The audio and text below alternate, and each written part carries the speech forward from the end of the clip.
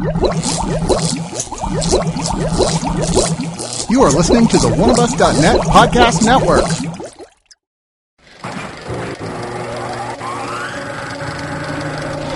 Something's coming.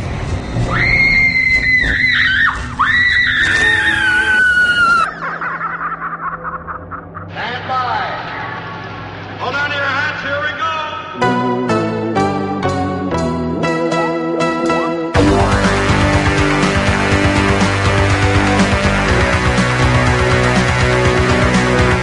Welcome to the ScreamCast, episode 115. I am Sean DeRager, and with me, as always, is Brad Henderson. What's up, man? God damn. You and your yawns, man. Hey, It's like every single episode now. it's like Pavlov's dog. As soon as I hear the introduction, I just start falling asleep. I just hear that as an utter dismissal of my existence as a human being. Okay. Also with us is BJ Colangelo. Welcome back. I am so glad to be back. I have to think that Brad yawning is sort of like Carol Burnett pulling on her earlobe. Like, that's just become his trademark at this point. I think so. And it means I love you, Sean. Oh, okay. Yeah. I'll buy that for $1. If yawns mean I love you, then, dude, I love everybody when I'm at work, because I am just yawn city, bitch. Oh, yeah. Yep. I love my boss. I love my computer. I love my coworker. shitty cubicle coworkers. That annoys me. They're not shitty. They're wonderful. Actually, I'm very lucky, but I yawn like a motherfucker. Anyway. Every office has the people you can't stand or don't get along with, and the boss that gets on your case. But I can't complain about my job. Just in case any of you are listening, I love all you guys. Nope. All right. Well, today we're going to be doing something a little bit different. We're going to run down do our what's on our doorstep, and then we are going to be talking about horror movie soundtracks. Well, maybe not all horror, but a soundtrack episode. A lot of soundtracks. So we'll dive into that in just a little bit, but first, Right. But first, we need to figure out what's on our doorstep. What's on your doorstep? Holy cow, I almost forgot. We'll get the door.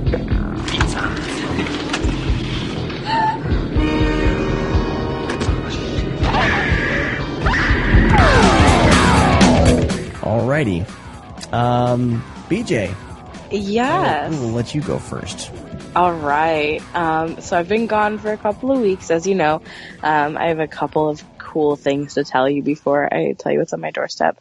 Number one of the major reasons that I've been gone is because I've been in the middle of auditions and callbacks, and I am proud to announce that I will be playing the role of Catherine Martin in the Cleveland premiere of Silence, the musical, the unauthorized musical parody of Silence of the Lambs. Oh, wow. So I finally get to achieve my goal of being a great big fat person.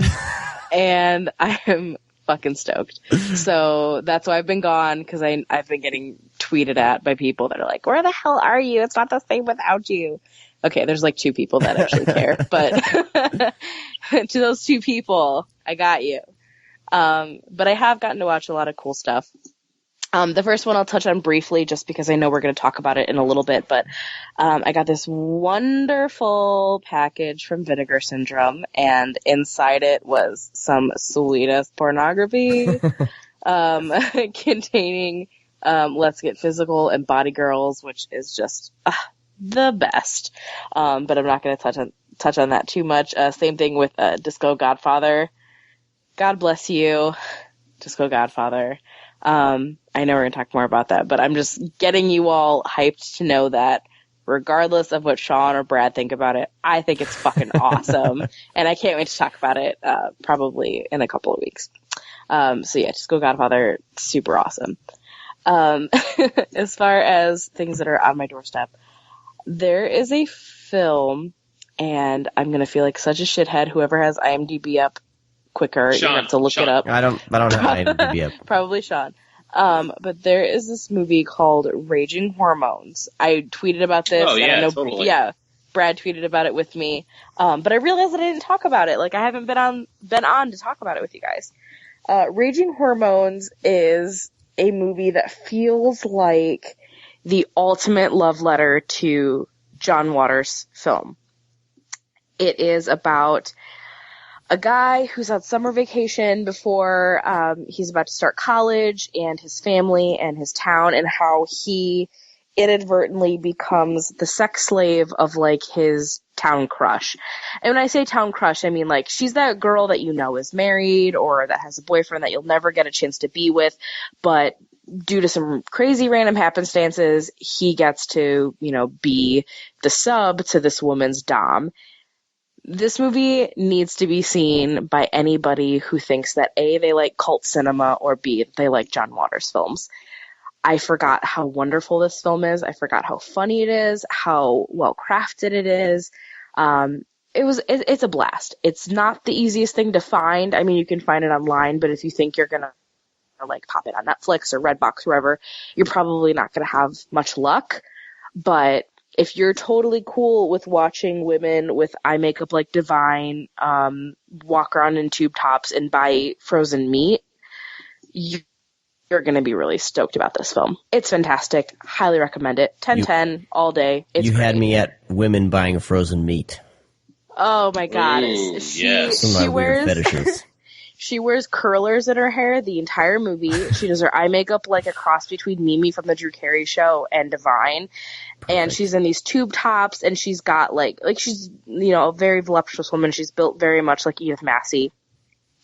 But she's just walking around buying meat from this man who has an accent that I can't place anywhere, and I don't ever want to try to because it's great. It's like French, but also Middle Eastern at the same time.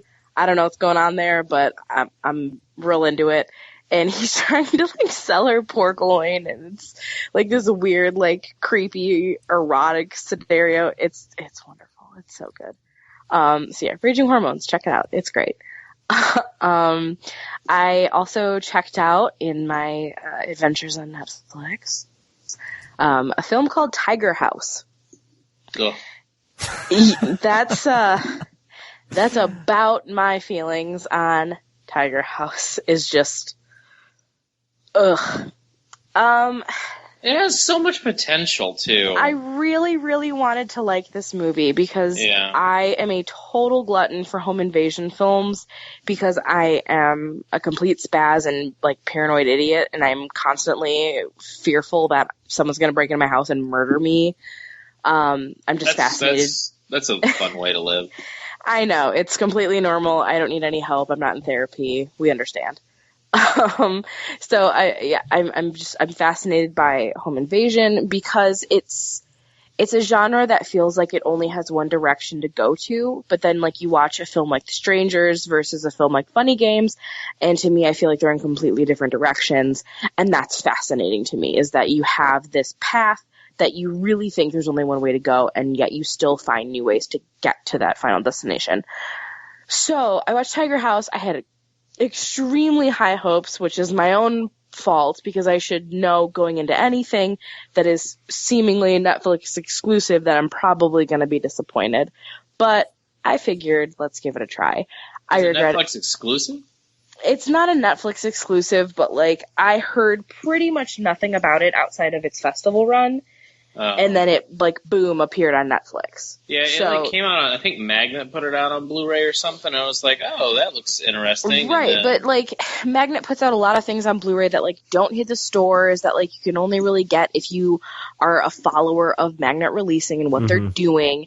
And I think Tiger House kind of fell into that, is that you really, unless you were, like, following their Twitter or following all of their new releases, you would have no fucking clue this movie even existed, with the exception of Netflix.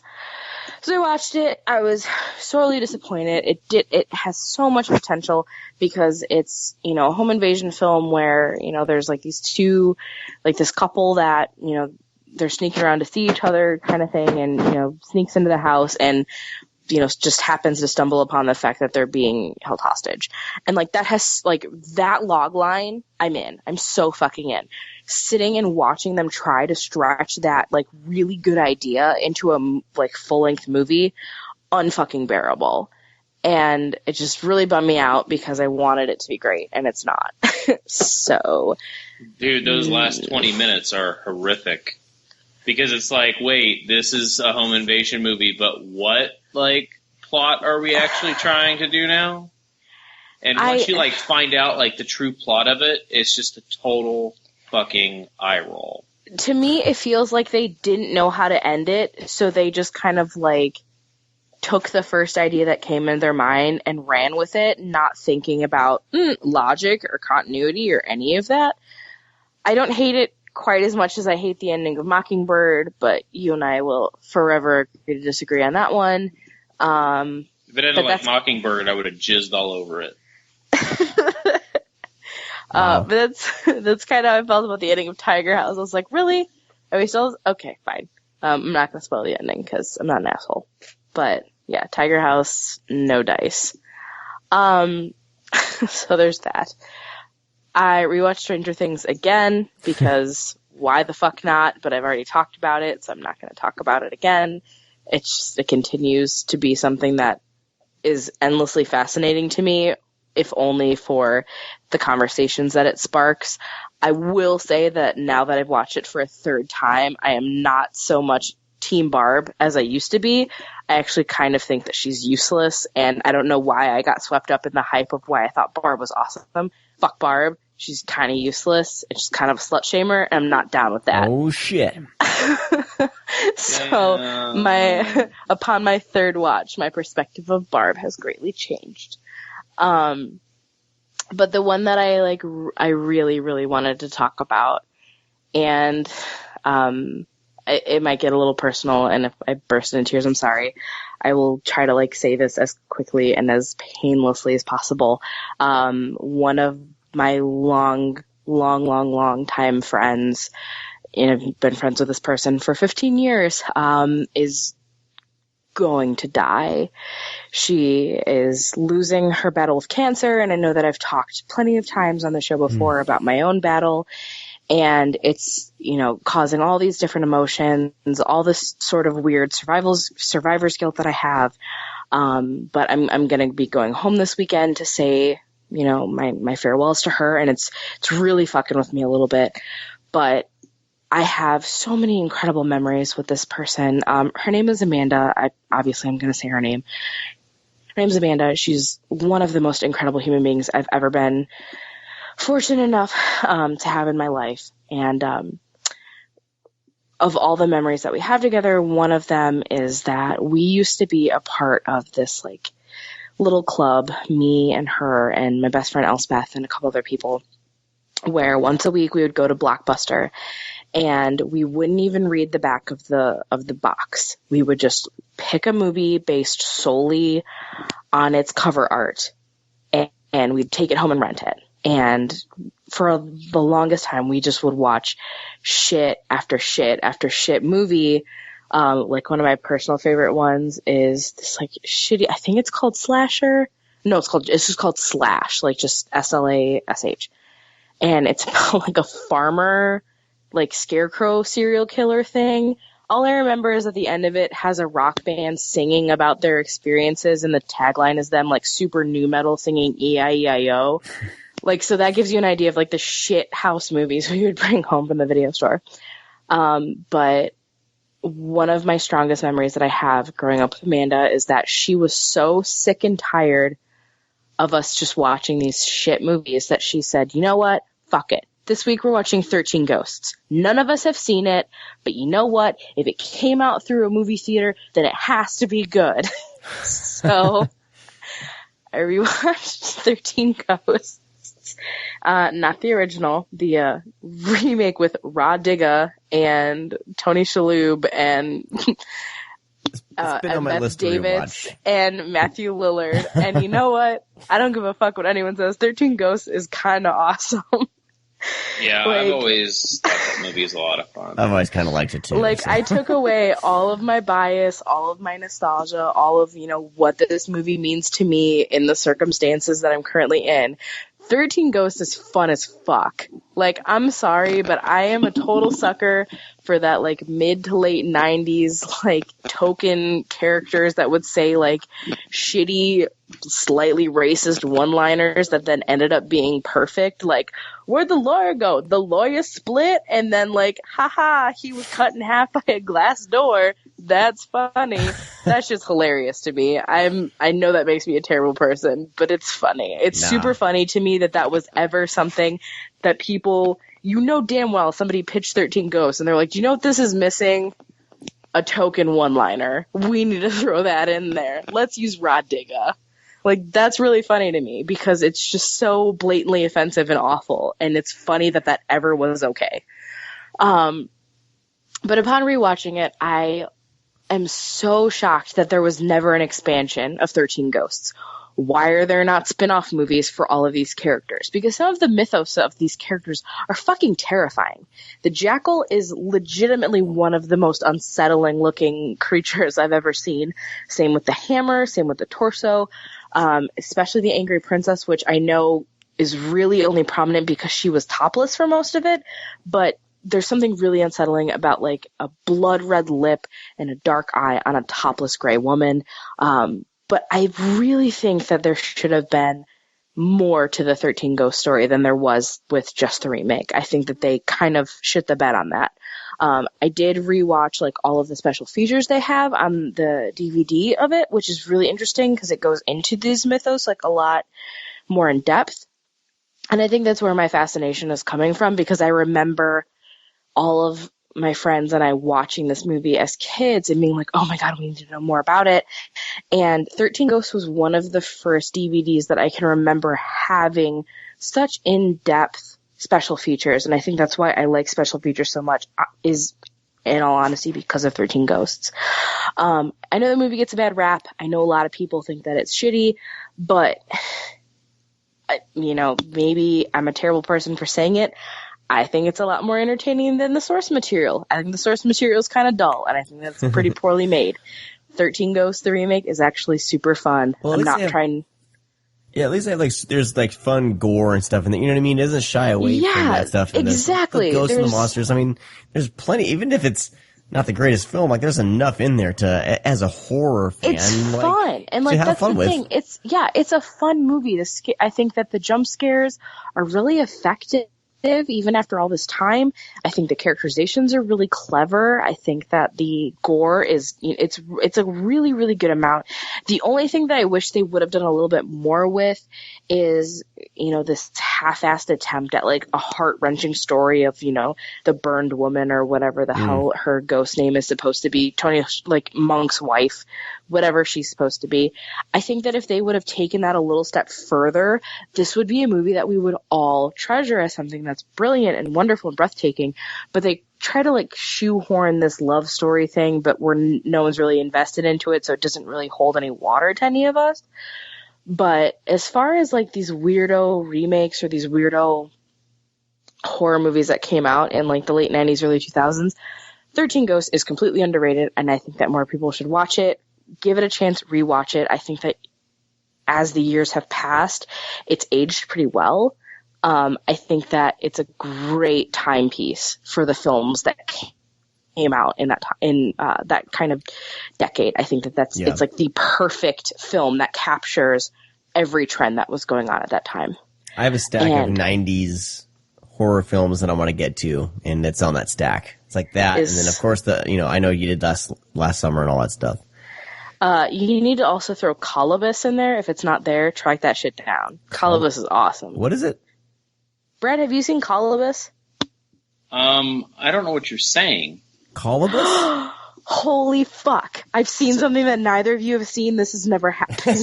Spell it for me? Kolobus. Oh, Colobus. Okay, yeah. I thought you were saying... I was hearing something completely different. I've also drank an entire bottle of wine by myself, so I cannot be held liable for anything that I'm trying to say. Slurring stuff. Colobus? Absolutely. Oh. Yeah, I've never seen this. Oh my God, Sean, you need to look this shit up right now. It is so cutting edge and ahead of its time. It's ridiculous. You'll watch it and be like, oh, this must have came out in 2009. I don't know why I tried to start that with 20, but 2009. And you're like, wait, no, from not then? Fuck. Great. I don't know what year it came out. I want to say the 90s, 99. But I could be wrong. Thank you. It came out in 99, and it plays the real world, but better. It's fucking sweet. It's a Is it on sweet Blu-ray? movie. Is it on Blu-ray No. yet? Probably not. I have it on. I have it on VHS, and the box is like holographic. God damn, the DVD's, well, you can get it on a double feature with a movie called Tail Sting for $10 used. Alright, I'll There track you the go. sucker down. Fuck yeah, Yeah. track it down. It's awesome. See, the reason why I didn't remember the name is because when I was little, I called that Colobos. Colobos. I called it Colobos when I found it because I read it like, oh, like lobo, like wolf. No, that's not close at all. It's very wrong. Okay. It's Colobus. Well, I'm putting it in the show notes too so people can track it down as well. Yeah, track that shit down. It's awesome. Alright, But yeah, that's my doorstep. What's up? very cool. Alright, I'll go ahead and go. I only got a couple. I need you to relax. I just wanted to say, like, I know the 90s get shit on a lot for, you know, terrible movies, but I think in around, like, especially 98, 99, 2000, we had a good portion of, you know, fun horror films, and things that, I don't know, they were just a little different because they were trying to emulate what the 80s did, as well as throwing some new age stuff in there and also appealing to kids. And the cool part about these 98, 99, 2000 horror films is they weren't scared to make them rated R, which was a thing that we do now. Like, most of the horror films that come out, Blumhouse, all those films, they're all PG-13. You know, we don't get R-rated horror films that much anymore. They're mostly, you know, audience pleasers with all this other shit. So, you know, appealing to everybody. So I think in those, like, 3 years, I mean, everything from 13 Ghosts to Ghost Ship to, Can we please talk about how amazing the opening sequence of Ghost Ship is? This is the best part of the movie. It's Incredible. Like, have you ever seen a movie that blows its load faster? No, man. That's the problem with that film, is that it's like the best thing that I'd seen in a long time. And then it Ghost Ship is the cinematic equivalent of a 2-pump chump. Like, it starts off so good, and you're like, this is the greatest day of my life. And then, like that, it's all over with, and you're left sad and upset and wondering what the hell just happened. Yeah. But goddamn, great I mean, one of the best openings to a horror film, you know, in a long time. I mean, that's great. Yeah, no, but it's one of those things that I just think that we pass off. But if we really look, you know, on those 3 years, I mean, stuff like, you know, Valentine, Urban Legend. I love Valentine. I am you know, such an apologist for that movie. You know, and we had the remake of Psycho. You know, I'm not an apologist for that movie. I still can't go know there. we last summer, the Blair Witch Project. I mean, Yes, we had yes, a and yes. shit ton of films, and I don't know. I really love those years of cinema. Even fucking Jamie Lee Curtis and Virus. Jesus Anything Christ. that had like 5 heads on the cover with like something in the background, I'm probably down with. Yeah, I don't know. It's just it was a really great year for movies, and I don't know. Maybe I'm a little more partial to it because I was going to the theater with friends and taking them to go see these movies. You know, sneaking in, getting into these movies, and watching, you know, these brutal rated R horror films. And you know, we don't have that anymore, sadly enough. You're right. I don't know. You're absolutely right. It just kind of passed. I mean, we still have great films. Don't get me wrong. But they're all like independent films that you get on Blu-ray or that you find on Netflix, you find on Vudu. They're not ones that hit the theater. Yeah, these are hardcore mainstream films. We would never have a movie like Virus, which Jamie Lee, everybody knows what I'm talking about, like the fucking ship that has all like computer robots and shit. I need to watch that again. I'm a sci-fi nut. We would never have that movie again in the theater, no matter what cast you had, really. Unless it was like, you know, fucking that dude from Guardians of the Galaxy who was in that TV show. And, Chris you Pratt. know, yeah. And fucking, you know, I don't know, some popular female And, everybody would look squeaky clean like they just came fresh off the CW. yeah, and it's just, I don't know, we don't have that anymore, and I kind of miss that. So I'm always happy to watch a movie from the 90s, late 90s. Early 90s is a different story.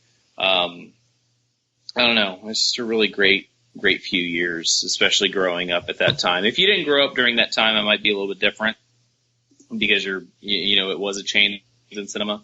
But I think from, a standpoint as, a 15-year-old kid, that was some cool shit. So. Agreed. I think there's some gems. If you've written off 90s horror, there are some gems in there to be discovered for sure. The fucking Faculty. Oh, fuck yeah. Kidding me? Yeah. I saw that shit in the theater twice. Damn, Sean, you hard, bro. Talk about Idle Hands, motherfucker. Oh, hell yeah. Idle Hands is the Yeah, best. Idle Hands, too. Yep. Some good stuff. I was tweeting earlier about how Disturbing Behavior may have the single greatest soundtrack ever. I know that's jumping ahead to the later topic that I will not be a part of, which I'm... We're sorry. Are you there? Hello? Man, she just, dipped out altogether. She didn't I thought she just hung up on us. Skynet. There we go. I didn't hang up on you. Like, oh, damn. Skynet. God damn you, Skynet. All right. Am I ready to go? Can I go? Go for it. No, you haven't went yet? Oh, good. Jesus Christ, Brad. All right. All right. Well, I watched a couple things, but first I gotta say, let everyone know that Wolfmen of Mars has a new EP coming out September 16th called Warp Suburbium, and it's awesome. I got to hear a little bit of it today, and you guys make sure you grab that. I think it's one of their best so far. They keep getting better and better as they release stuff. So, yeah, of course, I'm not biased because they wrote music for the show, but I mean, believe me, it's good. So, make sure you check that out. I'll put a link in the show notes. I watched a couple things finally. It's been hard for me to sit down and watch anything lately, but I finally watched after having the Blu-ray I think since we started the show, Brad. I finally watched Saturn 3. It's Saturn 3, right? Saturn 3? Yeah, I'm sorry.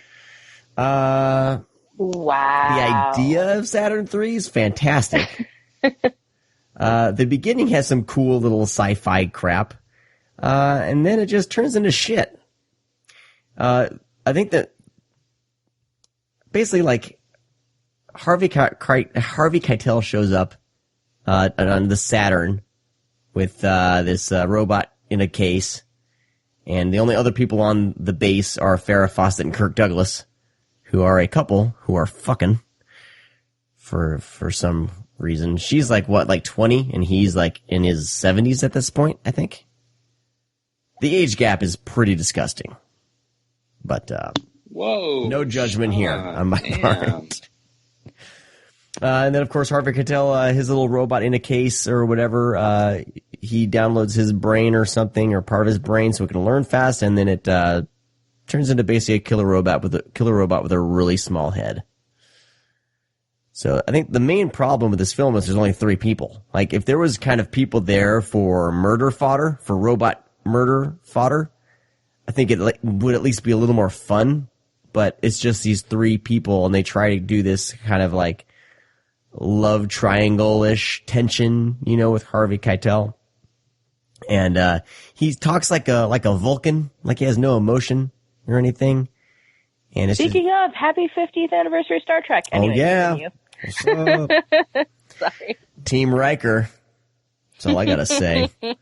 Ladies' man to the max. Oh my God. And he mounts his chairs. Have you guys seen that YouTube video of him sitting down? He hurdles over the chair to sit down. He never just sits down. He always is kind of mounting it. You've said mount way too many times. When I think Riker, I think he when mounts. I think of Riker, I think of prison. Okay. Anyway, so Saturn 3, I had high hopes for just kind of B-movie sci-fi crap, but this one didn't go the extra mile. It was just kind of got boring. Pretty disappointed. I had a couple laughs at its expense, but I was actually kind of bummed that it it's not as cool as Virus, that's for sure. Nothing as cool as Virus, Sean. Anyway, next up, I'm not going to spend too much time on that. It looked great, though. Good job, Scream Factory. I finally watched, and I'm probably going to, tell me if I'm pronouncing this wrong or not, but Tenebrae? Tenebrae? No. You can Tenebrae? Tenebrae. Yeah, it's Okay. Tenebrae. There you go. Tenebrae. Got it. Or you can say Tenebra. Okay, Oh. Tenebrae. Did you watch that beautiful, beautiful hard shell? What the hell is it called? I'm sorry. From Synapse? The Yes. Steelbook? No, I didn't. Steelbook. I God, had, fuck me. I Yes, had bought Steelbook. I had bought the Arrow Blu-ray, for like $15. So Oh, I was well, like- aren't you Mr. Fancy Pants? So I was like, well, I couldn't justify spending $40.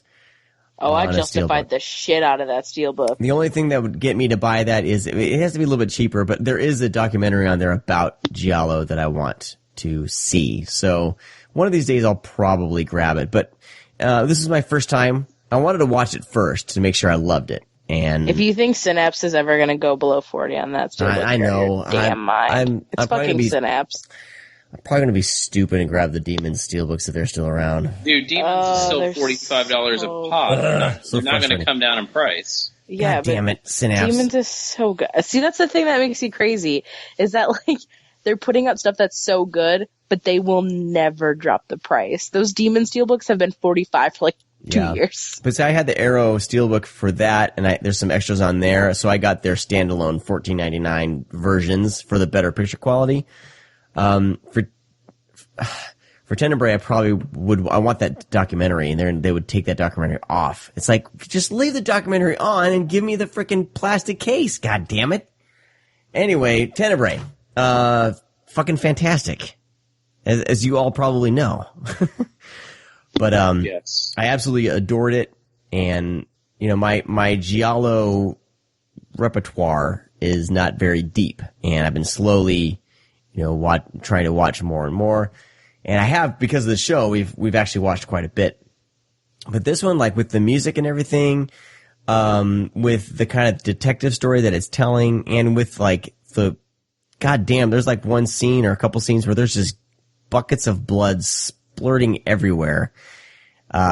Pretty shocking, and it kind of came out of left field, and I loved it. And there's just some great characters, and I just thought it was great soundtrack. And what I loved about this, and I don't think I've seen it in too many other films, and Brad, let me know if there's other films that do this, but the way they pan the camera, like they'll pan the camera, like the way Argento will like pan the camera, you think maybe you're going to see something, and then it just switches to the scene. Sometimes, though, you do notice something, but he kind of plays with the audience a little bit, because there's one scene where the killer, or somebody's outside, and he's just panning the camera like over the house as it's raining, and just over around, and you're just watching the rooftops of a house, and then it pans down to, to a window, and of course maybe there's someone outside the window. But the way he kind of plays with the camera, I thought was really fun. And this is definitely a film that I want to compare the Synapse version. I was looking up screen caps online, and it looks like they did a better job color correcting it. As far as like clarity, I think this looked just fine. But I think there's probably a prettier colors, I would imagine, in the Synapse, because it seems like they corrected some wonky blues or whatever on it from the Arrow one. But anyway, so yeah, I crossed that off the big old list of shame. So I was very excited. How about Cross long it off is your your list. list of shame? it's like it's I feel like long I but could distinguished. I feel like I could wrap a gift for every child on Christmas with your list of shame. My list of shame is ridiculous, and my to watch pile is ridiculous. But you know what? I'm slowly but surely knocking stuff off. So Yeah, if people are not following the ScreamCast on Twitter, they are greatly missing out on Sean's giant to watch pile. Your to watch, like, you could build the Iron Throne. it's like out of the somebody's Blu-rays you have not it's like the seen. collection somebody's trying to get to. Like, I'm trying to get this many movies, and I'm like, Oh, yeah, I it's haven't watched all of them. ridiculous. Half of them are still in the plastic. God damn it! It's so insane. There's days where I do get depressed, and I do struggle with the depression because of that. But I may go to therapy. That may help. But Why it's just go time. to therapy Well, it's just when being you can watch more movies? being a parent with 3 kids and everything, it's like, it's tough to find a time to sit down and watch these. And I'm not staying up late anymore, which is like, God damn it. But slowly but surely, I'm knocking through them all. So, but those are the 2 movies that I watched, and I wish I could watch more. I did discover, based on through Twitter, I think one of our listeners was listening to this podcast, but it's a podcast with Steve Barton and Joe Netter. It's called Brainwaves Horror and Paranormal Talk Radio.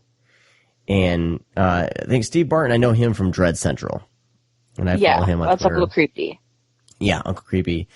And the podcast, like the one that the person was listening to, was their episode on the flat Earth conspiracy or whatever. There's people out there that think that the Earth is flat. So I really want to listen to this episode. It's 3 hours and 17 minutes long. But I want to listen to that one.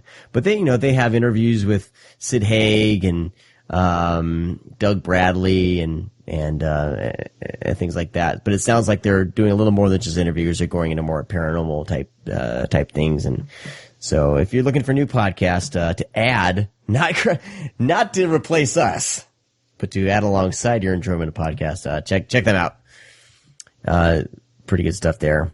And then, as I've been diving into my Dungeons and Dragons stuff, as I'm trying to teach my kids and myself how to play Dungeons and Dragons, I stumbled upon Dan Harmon, creator of Community, has a TV show on CISO called Harmon Quest, where they basically play Dungeons and Dragons, and they animate their quote-unquote adventure that's in front of a live audience. Sounds a bit weird, but it's fucking funny. I haven't laughed this hard in a long time. So you're watching people play Dungeons and Dragons, but it's animated, I think, by the animators who do like Rick and Morty. So funny stuff there. And then Dan Harmon's podcast, Harmontown, has been keeping me laughing all week long because I've had a shitty week and they've kept me afloat. So a couple podcast shout outs for everybody. That's all I got. Brady there. Are you there? Hello. Please stand by.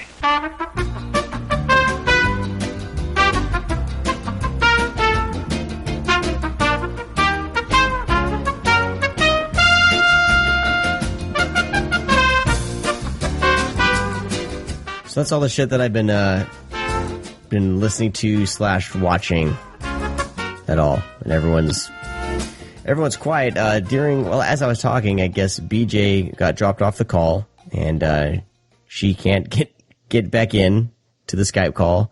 Skype is a douchebag. It's not a good person. God damn it. Skype doesn't like us. Hey, Skype. Fuck you, Skype. And then the call drops.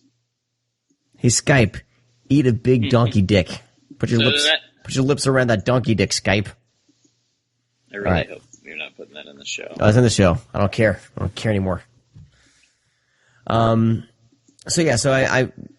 You've heard of Dan Harmon? No? Yes? No? No, not at all. Okay. Well, creative community, like I said, writer, director, and Rick and Morty is the thing now. It's on it's a cartoon on, I think, Adult Swim. Funny shit, but Harmon Quest is on CISO. Check that out. I think you can get CISO free for a month. You can burn through the Harmon Quest series pretty quick. And if you're into Dungeons and Dragons, or even if you're not, my wife's actually been watching it and laughing. Are you dialing? Are you calling someone? Are you dialing a number? Hello. Oh, there you are. That's weird, man. I heard dialing. Is someone listening to this podcast? See, I pissed off Skype. Sorry. I told you, man. You should have done that. Big brother person who may be listening. I will not insult Skype again. All I'm saying is, God damn it, all I'm saying is, I don't think we're supposed to be plugging Harmon's show. Check out Harmontown, the podcast. I'm like 11 episodes in, and he has like 211 episodes. He's been doing this since the last presidential election. So the Romney jokes aren't really hitting us hard right now. Because I just went all the way back to the beginning, because this is, I guess, where they started the idea to do the whole Dungeons and Dragons TV show during this podcast. And it's, goddammit, it's funny. Funny stuff. That's all. I'm done. What the hell have you been watching? Oh, hey, Sean, I've been watching some movies, and they've been really good. Okay. So thanks for asking. Would you like to expand on some of the movies you've been watching? Yeah, some have been horror, some have been comedy. Not everything has been for everybody. How about that? And that's been on my doorstep. No, but in all seriousness, I'm such a dick. So I got around to watching Jaws 3, which I think I reported last show I watched Jaws 2. Yep. Which I was slightly, I went in not thinking I was going to watch a sequel to Jaws. So that's what but I all in all, I wasn't that happy with Jaws 2. I enjoyed it for what it was worth. So I went on to Jaws 3. I like Jaws 3. You like Jaws 3? Yeah, I like Jaws 3 quite a bit. It was funny because I don't know if I'm not that into Jaws, but I totally thought that baby shark was the Jaws. And I was like, man, it's going to attack people in that little pool. This is where he becomes he becomes basically just a slasher. And I was like, shit, man, this is going to be insane. This little baby shark's going to get beat, people. No, there's a big mama shark out there, yep. And it got me. I was like, oh, shit. That's the one where the guy supposedly gets eaten by Jaws or whatever, the shark, and is the camera is like inside as he's inside the shark, and it looks awful. Am I thinking of the right thing? No, it's one of the people that help out, and he gets eaten underneath when he's trying to, I guess, go up a ladder, and later on he's still like kind of wedged in the shark's mouth. He's dead, but he's like wedged in there. But I don't know if they really studied the anatomy of a shark, though. That's the funny thing. Sean, I enjoyed Jaws 3. That's awesome. I'm glad you did. And did you watch it in 3D? No, but it has a cool cast. It has Louis Gossett Jr., Dennis Quaid, Leah Thompson. I mean, what more do you want? It's a fun little horror film. I think we look at the Jaws sequels as, oh man, Steven Spielberg, Jaws 3, and it's not. It's just Jaws. So I enjoyed it. I actually used to rewatch Jaws: The Revenge all the time. Okay, and that's the one. And that's the one where the shark roars like a lion. Hey, I want to hear some roaring because I would probably dig that. It never bothered me one bit. So, I used to draw cartoons of Jaws: The Revenge shark because it has like a burn around its eye, and I would always draw that shark. Hey man, I dug it. That's all I can say. That's refreshing to hear. So I got also around to watching. I rewatched actually. I forgot. I didn't forget. There's a couple movies out there that I truly, truly love, and they just never get a much play. And sometimes I'm apprehensive about telling them on the podcast because I feel that there's a couple people that listen to this show that take the movies that I mention and then write articles about them. I'm not going to say any names, but I know who you are, so I suggest you stop. We're on to your game, motherfuckers. Yeah, it's like a day after our show post, you post about the movie that I talked about. Cool. But anyways, I'll mention this one because we actually had an article from Ash Varner on it that made me want to rewatch it because it was one of the films that I did not watch repeatedly like I did Dog Soldiers and The Descent and Centurion. So I rewatched Doomsday. Yeah. Again, dude, this movie is so much goddamn fun. I love it, dude. I'm glad I took, a few, years to rewatch it. But I mean, Rhoda Mitra she's great. She Smoking plays in hot. another movie. Oh yeah, Because she's in one of those Underworld movies. Yeah, dude. And it's one of the best Underworld Is this movies. the one where it's Rise of the Lycans? Lycans! Dude, Rise of the Lycans is the shit, man. That's a fun fucking movie. I'm a fan. I love Rise of the Lycans. Underworld Awakening, that shit can go to fucking hell. I don't even know how that. So I'm excited for the new Blood Wars movie because I want to see it end well. Yeah. But yeah, Doomsday is great. Great special effects, dude. Talk about some fucking gore. Oh yeah. Like, dude, people's heads are being like splattered all over the place. Like, they don't hold back at all.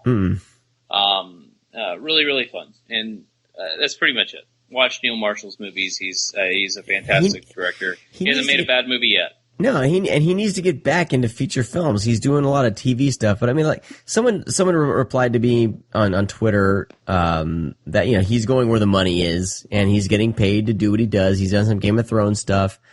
He's done other if a TV show needs an epic medieval type battle, like he's been the one to call in. Like Centurion was kind of his step away from kind of his own thing because it's obviously kind of more of a studio movie. But I'd love to see him just get back into some horror flicks, man, because The Descent is probably one of the few like modern horror movies where I was literally just tense the whole way through. And not a lot of movies that I've seen in the theater have got me that tense or that kind of just scared out of my mind. And like boners? Boner scared. I mean, no, fear boners. Fear boners, yeah. Like totally. You get fear boners? Oh, yeah. Yeah, I love getting scared where I get boners. That's awesome. But he has, there's a talent there that he has for these films. And Doomsday's kind of his homage to kind of these post-apocalyptic type. Oh, type yeah, flicks. yeah. I mean, it's a total, and it's great. Like he's a great genre filmmaker. I even liked Centurion, and that one got some shit, but I liked Centurion. I would love to see him do some more feature films. Hopefully he listens to this podcast and he jumps back into feature film because of Ash Varner's amazing article. It's a great article. You guys should read it, by the way. I'm pretty sure that Neil Marshall listens to this. I think so. We could get his girlfriend. His girlfriend? Alexa Carolyn or something like that? Yeah. Let me drop her a line. Yeah, you do that. I'll drop her a line, and we'll get Neil to make some feature films. So actually, let's talk about more important things. Actually, it's not that important, but we will talk about it. I went to the one night only for Rob Zombie's 31. I am a huge Rob Zombie fan. I grew up with White Zombie. So when he got into his solo stuff, I really dug that. Hellbelly Deluxe is still like one of my favorite, metal albums. So even before then, when I knew he was making House of a Thousand Corpses, I remember reading about it, that he's making a movie, so I was super excited, and then it took forever to come out. I remember seeing a trailer in the theater and when I went to go see, I think it was maybe like House of the Dead.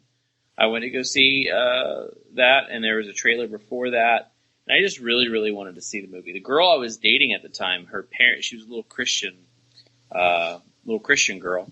Whoa, you dated a Christian girl? Yeah. Did you suck out her soul?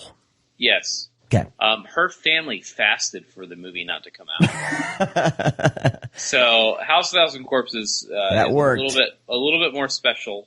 They like fasted like after it was like announced because I kept talking about it, and then they like saw like a trailer or something, and they were like, they hope the movie, all the copies are destroyed. I'm like, do you not understand how movies work? This is not going to happen. But Brad, God is bigger than all these movies. Brad, God can do anything. He can move mountains from faith of small as a mustard seed. So I saw House of a Thousand Corpses, and I fell in love with that movie, and I still love that movie. I grew up on like films like Texas Chainsaw Massacre and Hicksploitation films like Gator Bait, and just really trashy movies. trashy people killing, good-looking kids. And that's what he does. And then that's why I always kind of, in his defense, I always say, people are like, oh, all this people are white trash in his movies. Well, there's a reason behind that. He's making a specific type of movie. Yeah. He's not doing it because no, he's making that old trashy movies. He loves that shit, so that's what he does. And then Devil's Rejects came out. I thought that was even better, but on a totally different level. And then, of course, his remake of Halloween came out, which I enjoy. I look at it as a standalone movie and nothing, and it is Rob Zombie's own take. It is what it is. Yeah. My only complaint with Halloween is that we get to know Michael a little too well. Right. And that's the problem. He's not scary anymore. Now, I am a fan, quote unquote fan of Halloween 2. I enjoy Halloween 2. I like what he did with it. I like how crazy it got and how real it was.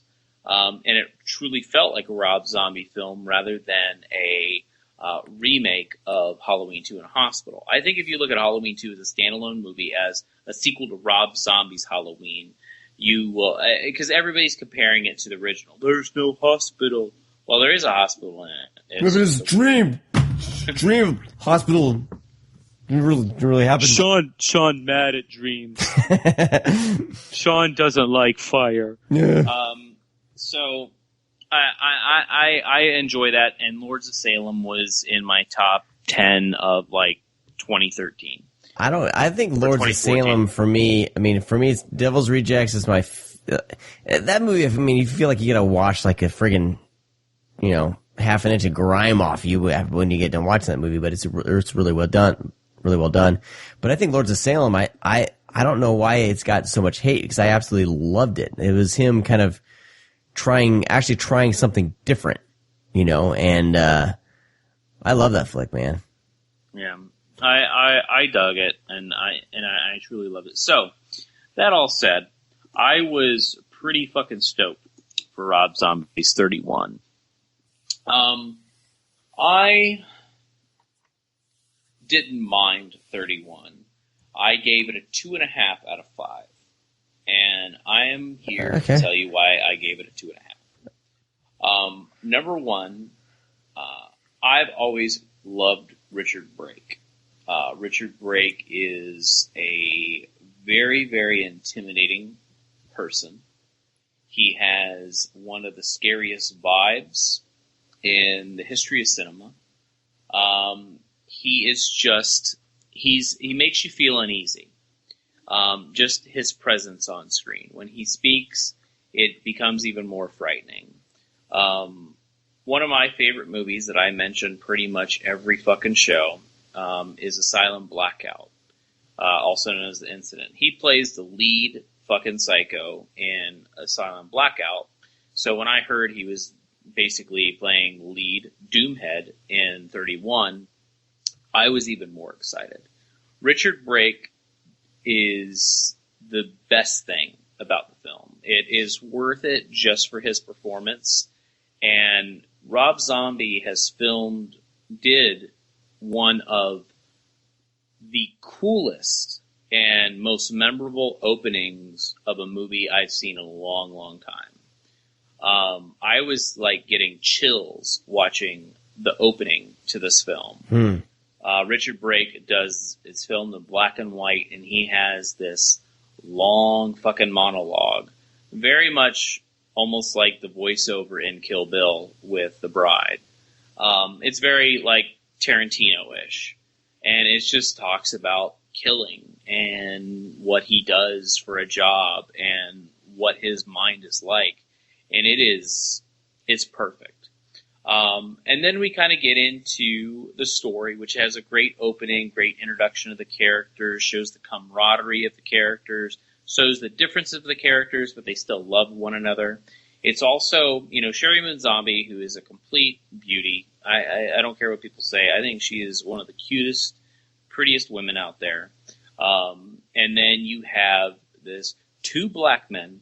I want to say two black men that's in this film as well, which was fantastic to see. Mainly because they're older black men.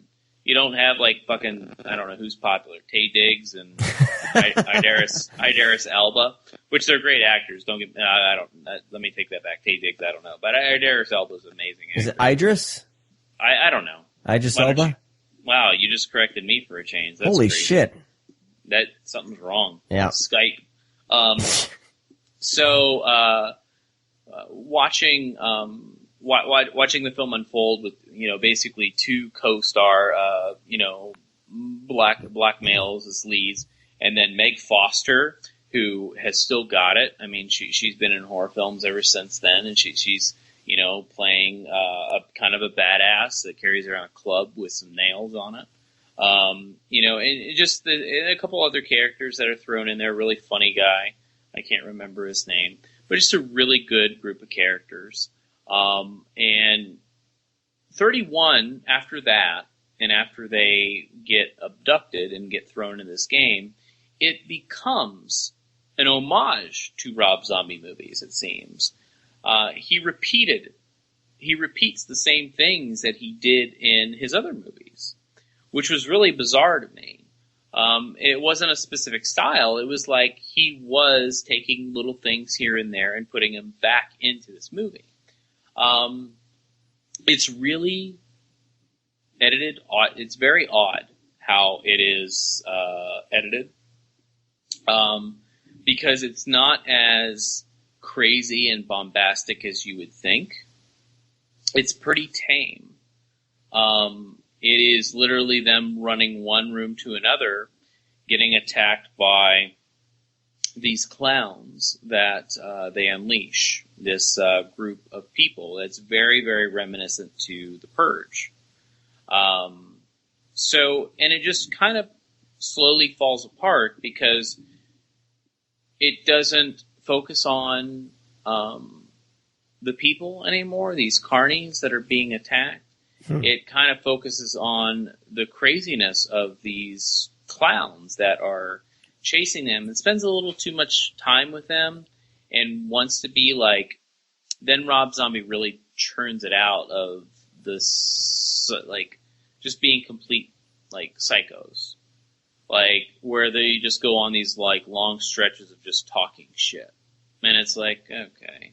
Like, one of the clowns is like, I'm gonna fuck your mouth hole. I'm gonna fuck your asshole. I'm gonna fuck your pussy hole. I'm gonna fuck your eye hole. And he just keeps going. And it's like, I don't mind when Rob Zombie, like, really, like, gets down and dirty and has, like, corny dialogue like that. But man, it just goes on for, like, too long sometimes.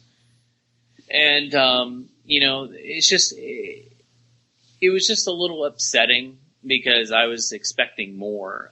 This feels like if Rob Zombie did a movie before House, Thousand Corpses. This feels like his freshman attempt. Huh. And then House, Thousand Corpses is his second film, and then so on. Because he's an accomplished filmmaker. He really is. And I know people disagree with that because I think they expect more out of Rob Zombie, and he's just giving us horror fans what we really want. Like the hardcore horror fans. Not saying you're not a horror fan if you don't like Rob Zombie by any means. You might not just like his movies, and that's completely fine too. So I'm not attacking anybody. And don't attack me, you sons of bitches. But he's making horror films that pertain to a certain audience. And I enjoy those films. But that said, one of the most disappointing things I've ever seen is I stayed after the film where Rob Zombie had a Q&A that played in the theater. That's why everybody saw this. And long story short, he was talking because everybody knew that he was trying to get out of the horror genre, and he was trying to do a hockey movie called The Broad Street Bullies. And I really wanted to see Rob Zombie get out of the horror side and make a hockey movie. I think that'd be really cool. So he's been working on this film for a few years, and he's got a bunch of projects he was attached to, like The Crow, the remake of The Blob, all this stuff. It never happened. So he said out of frustration, he was on a phone call with some producers, and he said, I could think of the dumbest thing right now, and I'm going to say it. A bunch of people are kidnapped by clowns, and they have 24 hours to survive. And the studio actually bought it. But wasn't this a Kickstarter? Yeah, well, no, he did crowdfunding, but I mean, the studio's but that's only gonna, okay. I also think he was promised distribution, right? At the time, and get this amount of money. Like most people who produce a film have to pony up the money anyway to get the film made. So that's probably some deal. Get this amount of cash, we'll distribute the film. Yeah. So. It just seemed like he really didn't want to do it.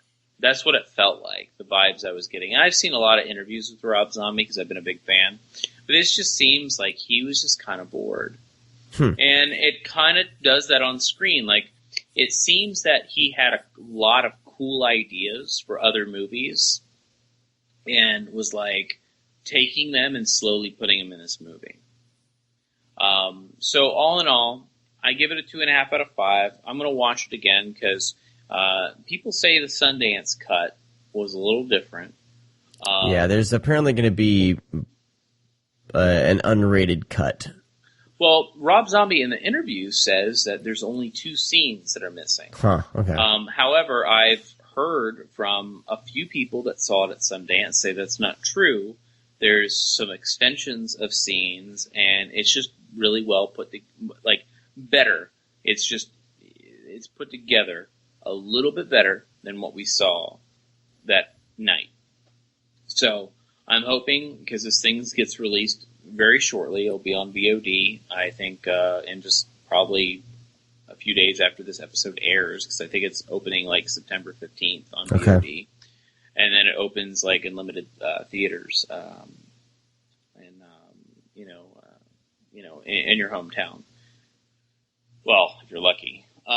So all in all, I was a little disappointed. I did walk out thinking it was a bummer. But I did enjoy myself for the most part. I'm glad I saw it, and I really, really hope people get to see the fear and the basically just the vibes that Richard Brake can give those audience members. Because you heard people in the theater like, ugh, like Richard Brake's not a pleasant guy. And if you haven't seen his movies, I suggest picking up anything, even Doom with The Rock.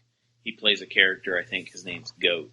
And he's just a fucked up individual, and he's just a great actor, and I really hope that he gets more play. So, but that's pretty much what's on my doorstep. Cool, man.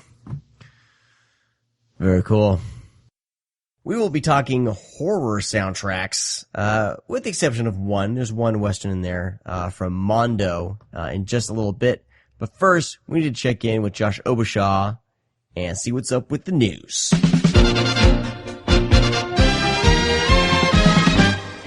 Josh, what's up, man? Good evening. Happy to be back. Yes. Welcome. What do you got for us? Well, it's gonna be a light news week. Not a whole lot going on, but still some exciting stuff nonetheless. First thing I want to get into is our sponsor, Vinegar Syndrome. Excuse me. They just announced one of the titles in their October package, and I don't want to say it's Hobgoblins, but it's Hobgoblins. The 1988 Gremlins inspired. I'm using air quotes right now. That's all. That's pretty much all the details that we have with that. It was. I don't know if this was accidentally linked or whatnot. The listing on Blu-ray.com just sort of appeared, and we just went from there. But yeah, that's one of the titles Vinegar Syndrome is putting out in time for Halloween. I think Diabolic did something where they showed off all the new ones, and I'm trying to find it, and I can't find it now. But let me see. I'm looking at their pre-orders here. Let me see if I can find it real quick. Hobgoblins. Yeah, I can't find it. Somebody found it and they released something showing all the stuff that they're going to be releasing on Facebook, along with Hobgoblins. Let's see here. I see. We've talked about Hellbent, right? Last week? Yeah. So Hobgoblins, did we talk about Horror House on Highway 5? Oh yeah, that's all the September package. Yeah. Damn it. Yeah, they got some other ones here, but they're like, with their stuff, it's all, did we talk about Murder Weapon and Deadly Embrace? That's the Linnea Quigley ones. We talked about that. Yeah, we talked about the... Okay. Yeah. So I think we were ahead of the game here. Let's see. Yeah, I think we were... Nightmare Sisters, we talked about that? Yep. Yes, we did. Yep. Okay. All right. So there we go, everyone. We had the scoop. Yeah. That's right. All right. Sorry to interrupt. No, it's all good. I mean, that was all the information that we had on that particular title. But as soon as there's an official announcement, we'll let you know what's going to be on the Hobgoblins disc, which is going to be interesting what they find and what they call together to put on this Blu-ray. Let me see if the Diabolic listing has anything. Hold on. Okay. Let's see here. All right, here we go. It's restored, preserved in 2K from 35mm original negative. Archival commentary track with director Rick Sloan. Hobgoblins revisited a brand new making of featurette. And then a new interview with the creature fabricator Kenneth Hall. And then there's another Hobgoblins, the making of a disaster piece featurette. And then Hobgoblins invade Comic-Con. And a reversible cover artwork. So there you go. I think that's pretty sweet. I don't know if they put it up on their site. I think they just allowed Diabolic to kind of have the scoop and just chuck them up here. Wow, I didn't even think to look at Diabolic. I mean, I just usually wait until Vinegar Syndrome says, "Here's what we got." Yeah, normally we get. I didn't even think about that. Yeah. Right. It looks like the Linnea Quigley ones, they're going to have commentary tracks with Linnea Quigley and the director. So some good stuff there. As you should. Mm-hmm. All right. Totally. Go forth. Nick. Oh yes. We've got the final list of extras for that 2-disc collector's edition of Child's Play. All of the archival bonus features that have been on previous editions are going to be on it. So the new stuff includes a 2K scan from the Inner Positive, a brand new audio commentary with director Tom Holland, and a couple of good little goodies here. We've got behind the scenes special effects footage from Howard Berger, a total of 60 minutes worth of that. Howard Berger, your special effects friend till the end, which is an interview with Berger, and that's about 40 minutes. And Life Behind the Mask, Being Chucky. This is an interview with actor Ed Gale, who a lot of people may know also played Howard the Duck. That's going to be 40 minutes. So those are your new bonus features for Child's Play, the collector's edition. Now, breaking from home video at the moment, I got some good news and I got some bad news for all you Godzilla fans. That new Toho Godzilla movie, the first new one in 12 years, Shin Godzilla or Godzilla Resurgence, is coming to U.S. theaters. Bad news is it's only going to be here for a week. It's only going to be playing from October 11th to October 18th. So if you want to catch a Toho Godzilla movie on the big screen, that's your chance. October 11th through the 18th, and go to the ScreamCast.com. We've got a link there where you can purchase tickets. Very cool. Going back to home video, if you go to the ScreamCast.com, you can also find a gallery I put up of the front key art for a bunch of Code Red titles that are going to be coming out soon. But what I really want to tell you about is they've got The Church, the 1987 Michele Salvi movie, The Church, which is often mistaken for a Demon sequel. Not a whole lot of information on that as of yet, except that they just did an interview with Giovanni Lombardo Radici, who people know from Cannibal Ferox. But as far as release date or any other bonus features, we don't have that yet, but we'll let you know. So Code Red's got Opera and now The Church. Wow, those two are must-buys. For sure. And they'll be solid. Like, all their stuff has always been solid. Like, they've been hard to get a hold of sometimes, and dealing with Bill can be a pain in the ass sometimes, but, you know, all the Code Red stuff has always been, like, a legit release, you know? So, except when he kind of sneaks the Banana Man on the cover some places. It's like, dude, really? But I don't get that. But whatevs. And last but not least for you guys this week, Sean Squires is actually reporting that we're getting an extended cut of the Evil Dead remake. Fede Alvarez says that it was going to be coming, quote, just in time for Halloween, which is next month. So, surprise. We don't have any details on when exactly is the release date for that or what's on it. It hasn't been like an official like announcement from, I guess it's Sony that's put out the remake on home video. I believe it is. But yeah, but we should be getting, I guess we're getting an extended cut of that movie pretty soon. Huh. Which I understand a lot of people have been clamoring for that. Which is fine. I mean, I like the Evil Dead remake. I like it a lot.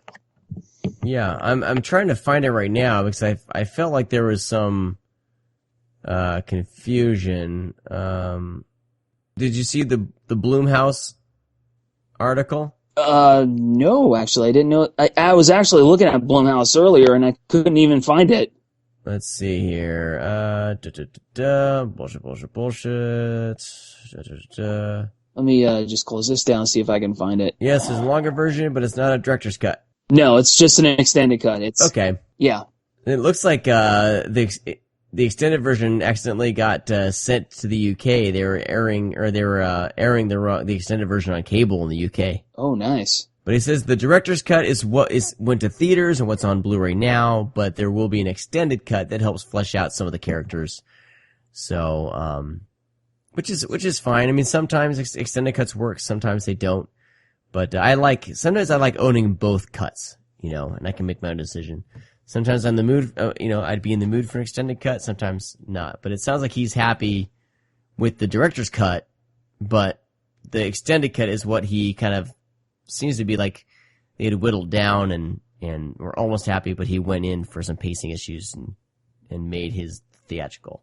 But the theatrical is just fine with me, but it'll be fun, you know, to compare and watch next time. Agreed. Cool. It is. Yeah, like I said, light news week, so that's all the time I have for you fine peoples out there. All right, Josh. Thanks a lot, man. And again, thanks for all you do on the site. We really appreciate it, man. You've really helped kick things into gear as far as the site goes. So. Oh, it's my pleasure. All right. We'll talk to you next week, man. See you guys next week. All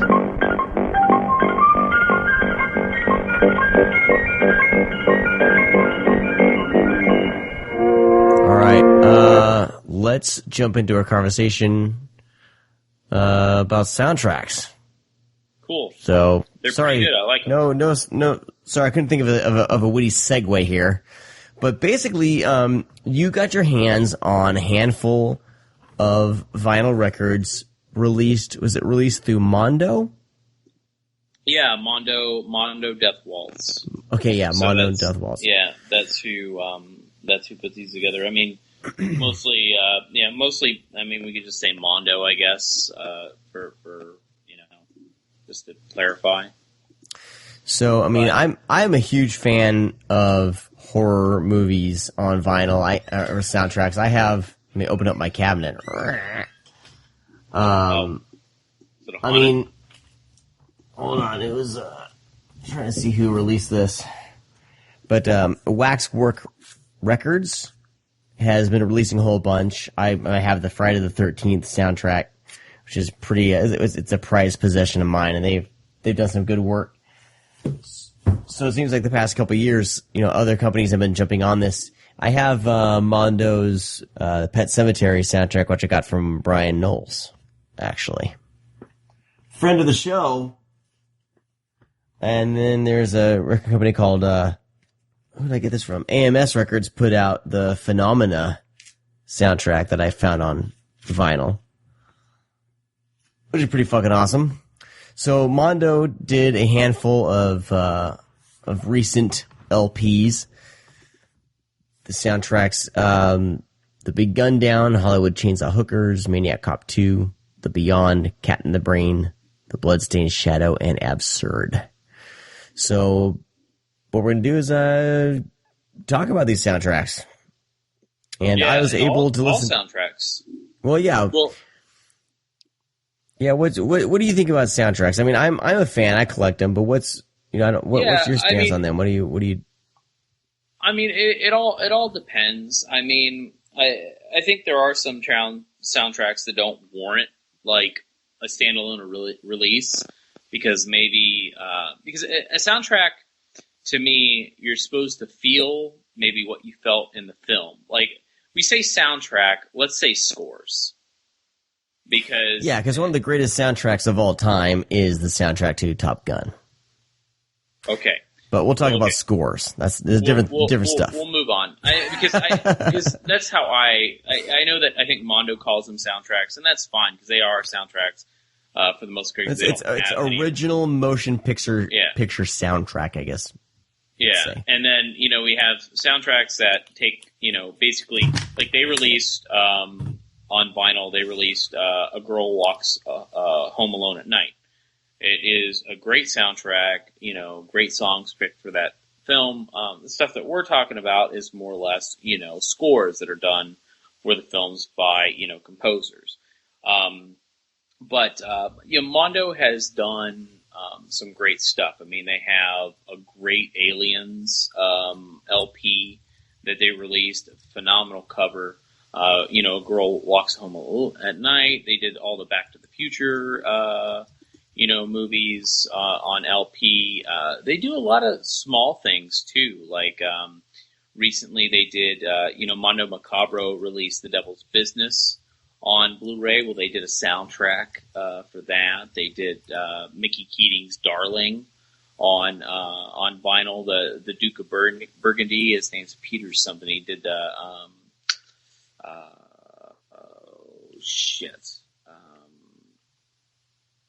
Duke of Burgundy. He did Barbarian Sound Studio, the Giallo film, which actually Duke of Burgundy was scored. I don't know if it was scored or they just used songs, but from a band called Cat's Eyes, who is also a side project for a band called The Horrors. That's really great.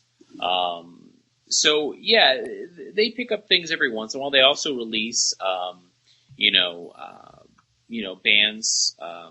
Like they have Umberto that they have on their label. They release his vinyl. They did the soundtrack to The Invitation.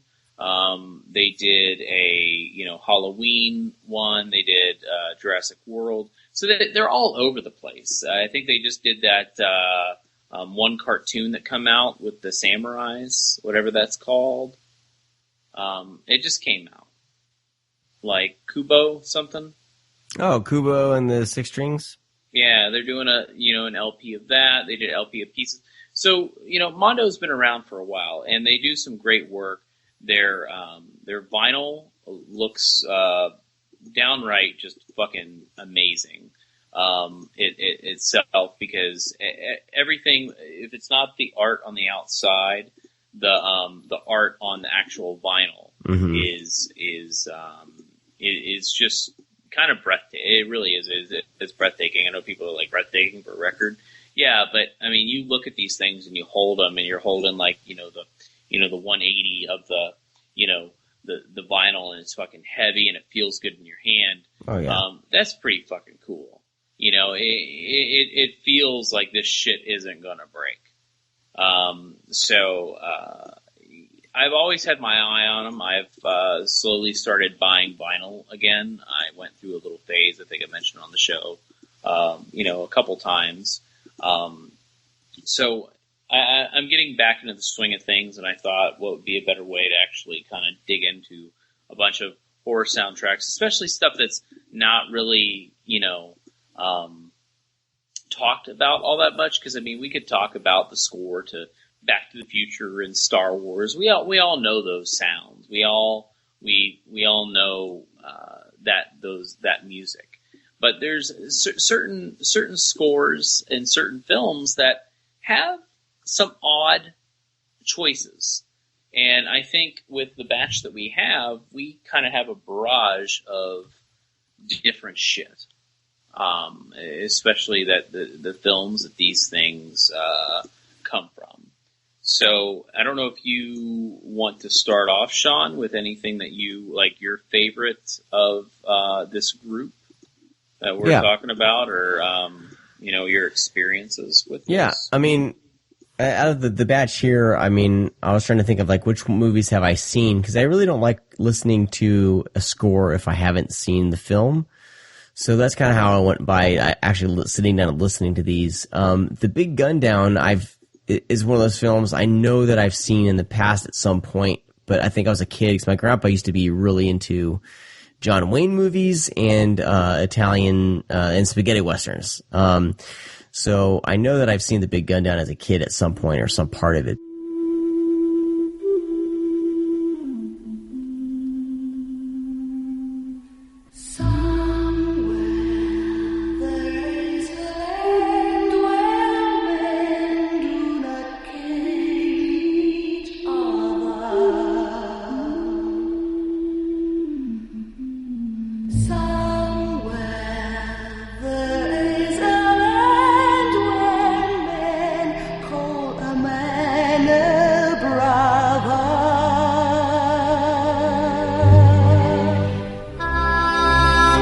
So that one I was the first one that I listened to. Ennio Morricone. I mean, everyone knows, he's one of the heavyweights when it comes to spaghetti western soundtracks. And it's what struck me about all of these, especially the ones that I listened to, was unlike a lot of kind of modern scores, like each one of these composers brought their own, they bring their own kind of language to each of these scores. Like, you're listening to a Morricone score. Like, without a doubt, you're listening to that. Well, I agree with you, but this soundtrack's a little odd. Well, he incorporates a lot more, I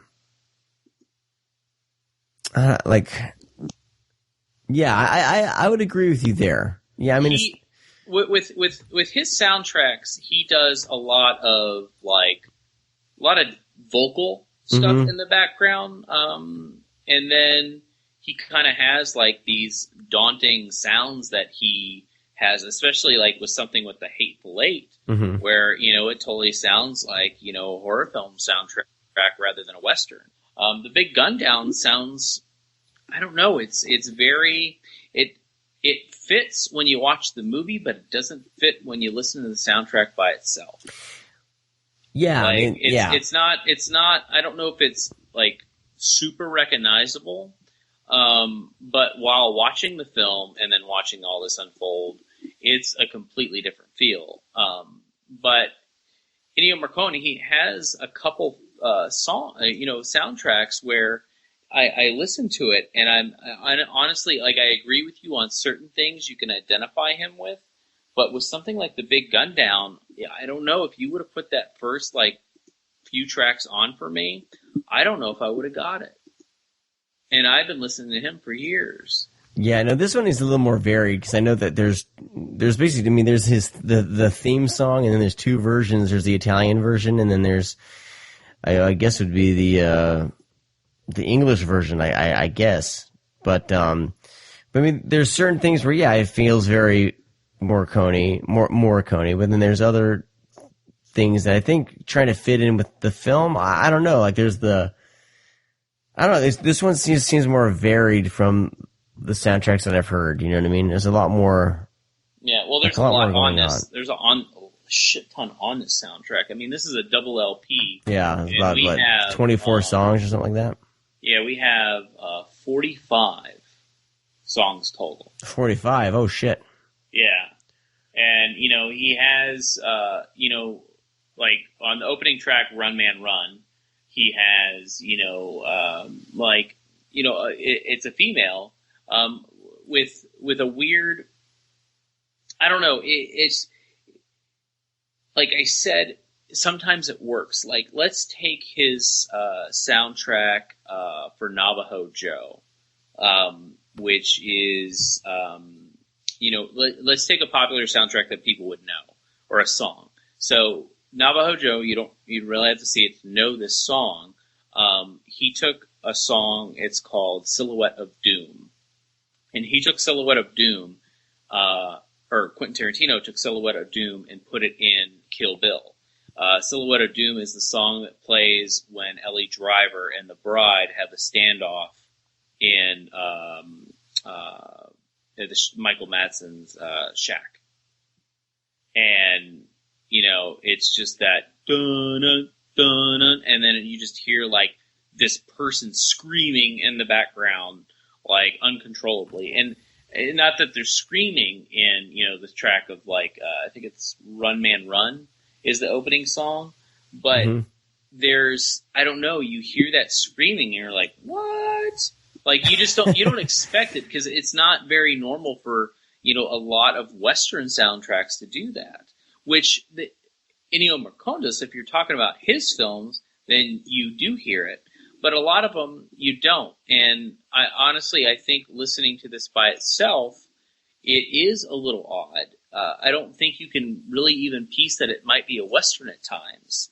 I'm just talking about the opening of the soundtrack. Yeah, well, he doesn't. This one for sure, like, he doesn't do the old standby where it's like very orchestral, and then he has that bang bang bang, like the guitar, the lead guitar, kind of, going along. It definitely differs from that, and that had been his kind of calling card, I think. With all his other films that he scored. Like The Good, the Bad, and the Ugly is kind of the quintessential, Morricone score that everyone knows. Navajo Joe probably would be a close second, because that when you hear that and you're like, oh my god, that's Morricone, because it's very similar to that kind of open, epic, sprawling Western feel, especially for that time.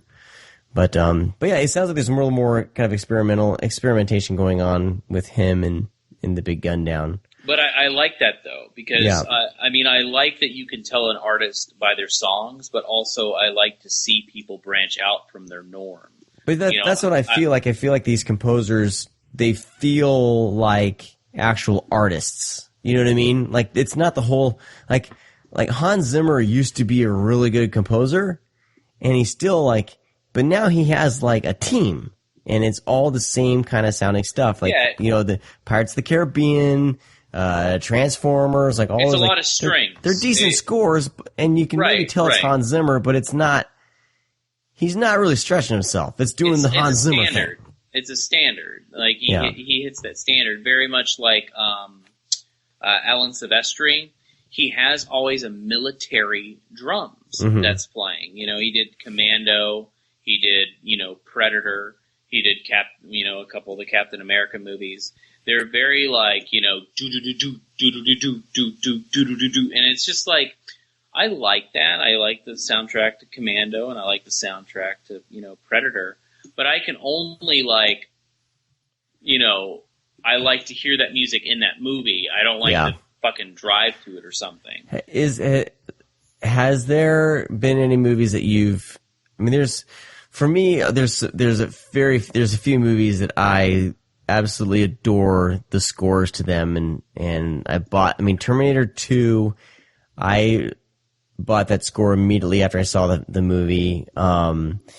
Braveheart, excuse me, Braveheart has a fantastic score, I think by James Horner. And then there's the movie Glory, I think it's James Horner as well. Has a fantastic soundtrack.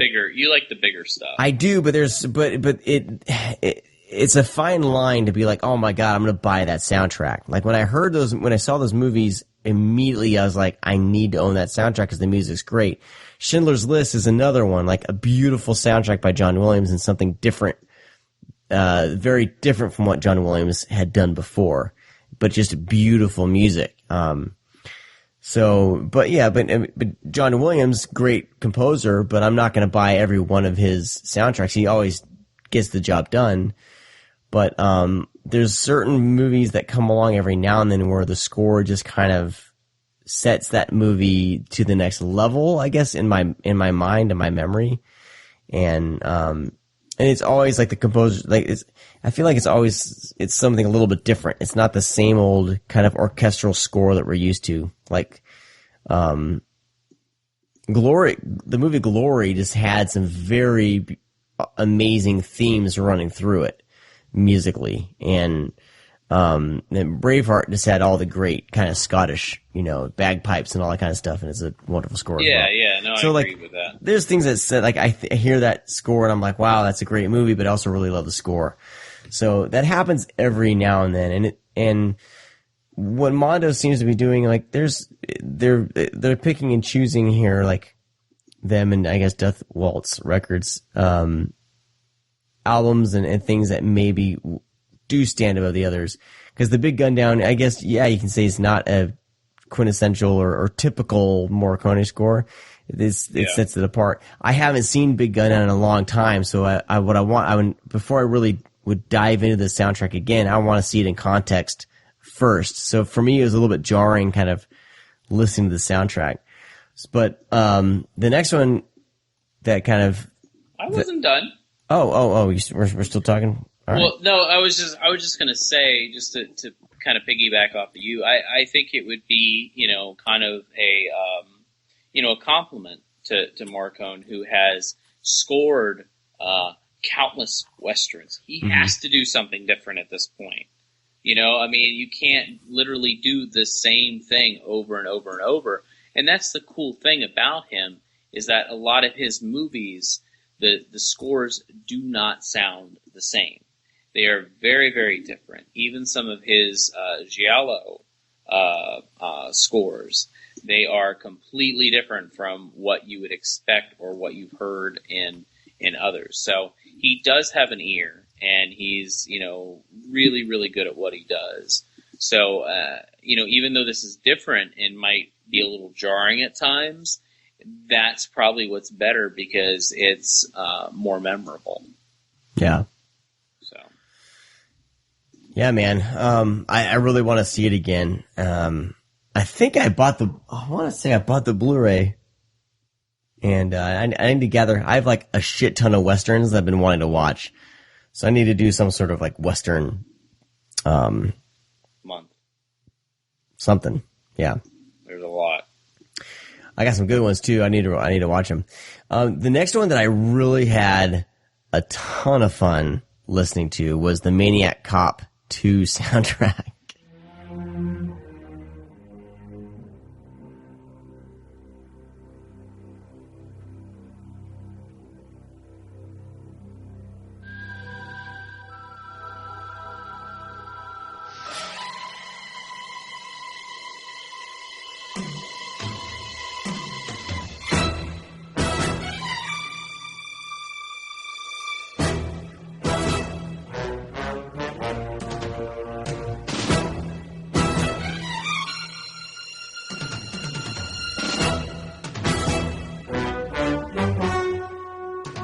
This thing has the kind of Sylvester-y, like you were saying, like the military things. What I loved about this is, again, this is a slasher film, but the soundtrack by Jay Chataway, it sounds like a TV police procedural type, more police type soundtrack. You know what I mean? You know what I'm saying? Like, I'm going to disagree. Really? Yeah. It doesn't. There's certain things where it sounds like a horror soundtrack, but it sounds like, or maybe military. I don't know, but there's just something off where it didn't really come across as a complete horror score to me. I had fun listening to it. I might be able to fill in the gaps that you just. Okay, but we got to mention the rap song. Yeah. Well, let's talk about the soundtrack, because the rap song is obviously a kind of a funny part of this whole thing. So you're saying that there is kind of, some cop stuff in there, like, as far as like hunting people down and stuff like that. But all right, let's take our character, Cordell, okay, who is the maniac cop. In this film, Cordell is, let's just spoiler free, okay? Because I mean, spoilers. You should see Maniac Cop by now. So, in Maniac Cop, we have something a little bit different because we have this killer that is killing people hardcore. He's a maniac. He's a cop. However, when we find out a little bit more about Cordell, he was kind of fucked over. Cordell really isn't that bad of a person. He was a good cop who got tied up in kind of the wrong people. They didn't like him and they, did away with him. And he is kind of an innocent soul in a way, even though he does like batter these people and cut them up. So with the soundtrack, I feel that it plays to some type of like nursery rhyme stuff. Mm-hmm. Because he is very childlike, like a big monster, but a baby inside, because he is so innocent, but he's so like disfigured and so monstrous on the outside. He kind of has like in the soundtrack, there is this kind of like nursery rhyme sound that plays, like, the ting ting, the tings that happen back and forth. Are you playing it? Yeah. I was trying to find it up on, it's on iTunes, everybody. So, but he has like this sound, Chataway put even in the first and second, in the second film, he has this sound that's playing in these movies, or in these soundtracks that make you kind of feel sorry for him. Like you're watching like a kid. Like a young innocent person going through that. That's how I feel with the soundtrack. So I don't feel that it's fully like cop blown out. No. I think what I mean, like the cop, like, because it uses a lot of horns. Like that type of stuff. Yeah. No, and that reminds me of like this, like the 80s police type movies and TV shows that I watched. Oh, like, no, I totally agree with that element of it, you know. I totally agree with that part, but there are times when it's not doing like the really hardcore stuff. It's doing a lot of the light stuff. Like the main theme song, let's just take the theme song for Maniac Cop. That is what I'm talking about. Not like, him going through the streets and popping up and doing jump scares. Yeah. There's a certain, sound that plays like when he's, there's even at times where he's like sitting on the edge of his bed with his hat. Like there's just something wrong, there, and I think the soundtrack, plays off of that, plays off of his feelings, almost to the point where it's kind of foreshadowing in a way. Because why is this music so like?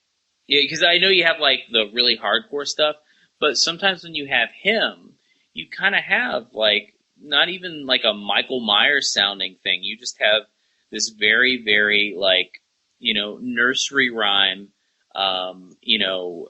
wind up, what do you call those? Like, what do you call those? Like Jack in the Box or like, like a carousel or like something like a little kid's bank or something like that. That's what it feels like. And that's why I dig it so much, because I find that, a little, offsetting and kind of scary. And then we have the Maniac Cop rap. Yo, wait a minute. What's that? Something sneaking around the corner. Here we come. I think it's the Maniac. Hold up.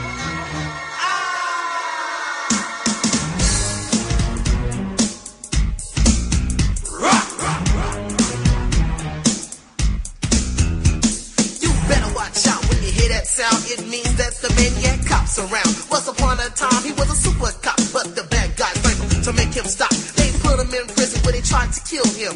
but he broke out now, he's the villain. Bullets won't hurt him, I know it sounds like Johnny, but we're not sure if he's dead or alive. Set him on fire, I shoot him with an Uzi, but he'll show up in your jacuzzi. You can run him over, you can feed him poison, push him out a window and it only annoys him. You better believe me if they think I'm lying. When he show up, people start dying. He's out for vengeance and he can't be stopped. That's why they call him the Maniac Cop. The music was by Jay Chataway and Peter Levin, but it was... Alright, so Maniac Cop performed by Yeshua Barnes and Brian B-Dub Woods. Yeah. So... Oh my gosh. It's fantastic stuff right here. Hey, that's the shit right there, man. So, listen to Maniac Cop rap. There are some, horror films out there that did kind of the rap song at the end of the movies, and this is one of them. It's fantastic. I think there's a video on YouTube. I think splicing in, I don't know if it's a full-on video with them actually performing. Oh, it's probably just a splice together. I don't imagine them doing a video for this movie. Oh my god, it'd be great if it did. But yeah, I think it's really well done and really creepy. So, I've always been a big fan of the Maniac Cop series. Not so much maybe the third one, but definitely. Yeah, it's just scenes from the movie. Oh, okay. I just checked it out.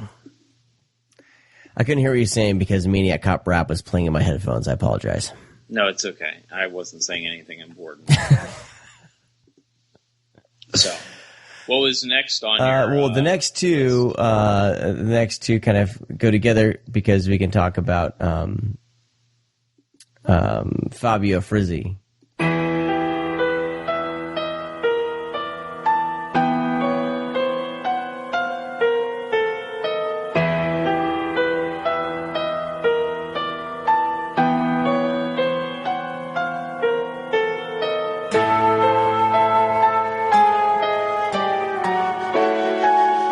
Fabio Frizzi. Wow. No. So Cat in the Brain. Cat in the Brain and The Beyond. And I love the Beyond soundtrack. It's one of my favorite soundtracks. I love the themes that they use. There's kind of a foreboding, kind of pulsing foreboding, tune. And then when shit starts to go down, that main theme that plays has just been etched into my brain ever since I first saw The Beyond. But yeah, and that opening track, man. Yeah. There is, I don't know. There's something about that opening track it really is eerie and creepy and kind of totally sets the mood. And I'll tell you one thing is listening to it on vinyl gives definitely there are certain soundtracks and certain songs where you listen to it and you're like, that's okay on vinyl. And there's other stuff that you listen to, it's like, holy shit, this fucking works. This works 10 times better than it does on a CD or, listening to it in your car. Because if you bought The Beyond on Blu-ray from Grindhouse Releasing, they included, and Cat in the Brain, they included the soundtrack on CD. But the Beyond, the picture they used for the cover is just fantastic. It's one of my favorite favorite images from the scene or from the film. And the one with the woman and the dog, the German Shepherd. Yeah, it's beautiful. I love that image, and them using that as the cover is just fantastic. But Fabio Frizzi, I really love what he does, and he's another artist you hear his stuff and you kind of know that is him, because even A Cat in the Brain.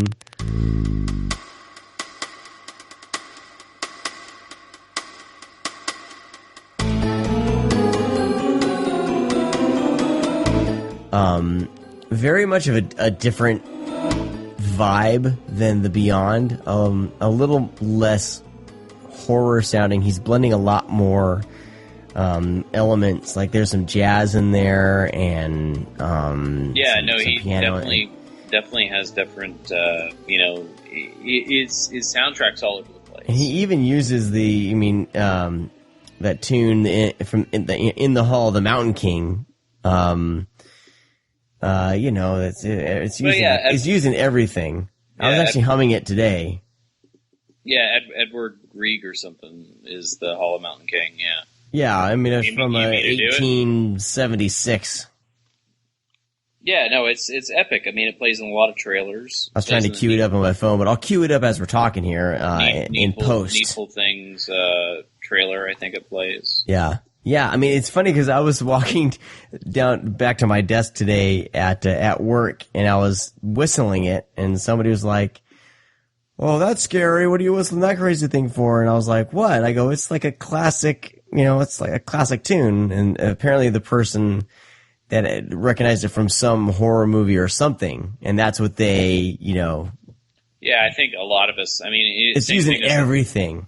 Yeah, like Moonlight Sonata was another thing that plays in a lot of horror films and stuff like that. So, but with the Beyond, like it just sets an eerie tone and just a really great start for a film, and especially with this vinyl, the Beyond. I mean, it's got the Mondo cover has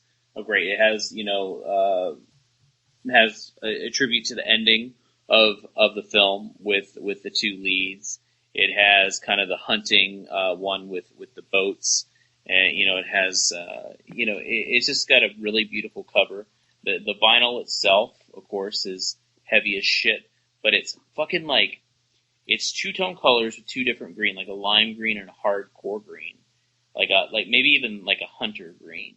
And then it looks like just someone shot like an orange paintball right in the middle and it splattered all over everything. And it's just, I don't know, man. It looks beautiful when it spins. It matches kind of the front cover. The only thing it doesn't have is a bunch of fucking tarantulas. So, just another really great job. And, they really know how to pick these soundtracks. I mean, I think they know what works. I mean, even, like, if you would have said, as me, like, hey, man, do you want to take the time to put Maniac Cop 2 on vinyl? I probably would have said, nah. Well, that's what I thought, too, man, until I actually sat down and listened to it. And I was like, oh, man, this is kind of badass. Yeah, you listen to it by itself, and it's like, oh, shit, this is actually really good by itself. It's a really good score. So I like that we have people that, give things a chance like this, because even, like, a hardcore horror fan like myself, I don't know why I would probably say, no, I think maybe we need to go after some Carpenter soundtracks or something like that. But these work as well. They can't be dismissed just because they might not be, Carpenter, Frizzy, or, Morcone. Like, there's still some really great, artists out there that make, I mean, I know we're talking about Frizzy right now, but, as far as people picking soundtracks, I think that's where it's at, man. Yeah. Especially some of these, like, little ones like this. Yep. So the Freezy stuff is good. Like it was fun to kind of transition from the Beyond into a Cat in the Brain. Completely different. Yeah, and a very different. You can still tell it's Frizzy, but I mean, a Cat in the Brain is such a different film than the Beyond. And I was listening to it. It's a Cat in the Brain. I was taking my daughter to ballet, and I had it playing in the car, and and I was like, I go, do you think this is, like, what kind of movie do you think that this is? And she's like, oh, I don't know. I was like, do you think it'd be like a scary movie? She's like, no, because it doesn't sound like.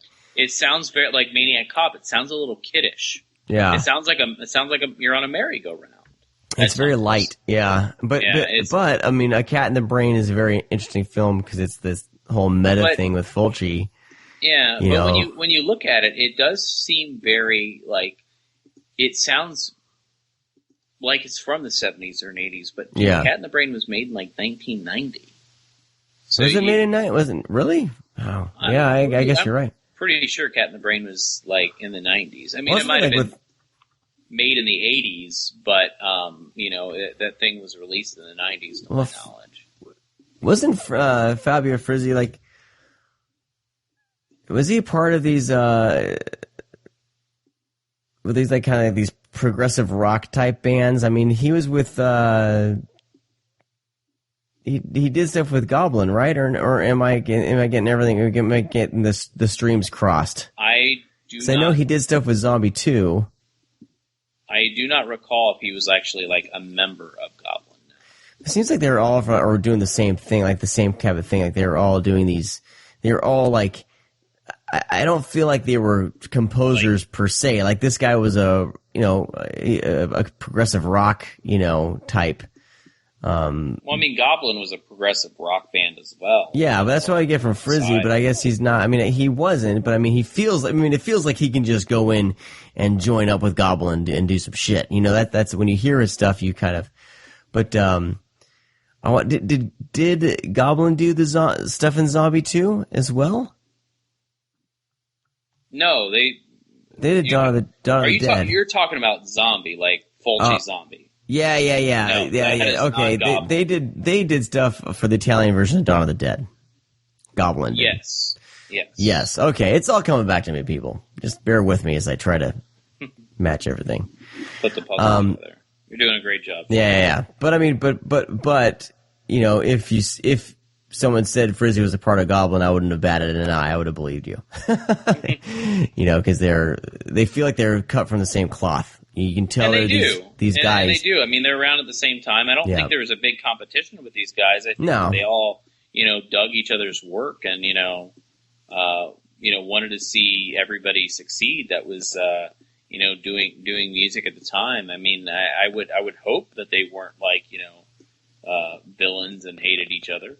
But I think they played off of one another. They heard, each other's work and, dug it and went from there. Yeah. So these other ones are films that I haven't seen yet. That they're all on my to-watch list for sure. Hollywood Chainsaw Hookers, The Bloodstained Shadow, and Absurd. And so, I was surprised to see that they released the soundtrack to Hollywood Chainsaw Hookers on vinyl. I mean, the cover is great.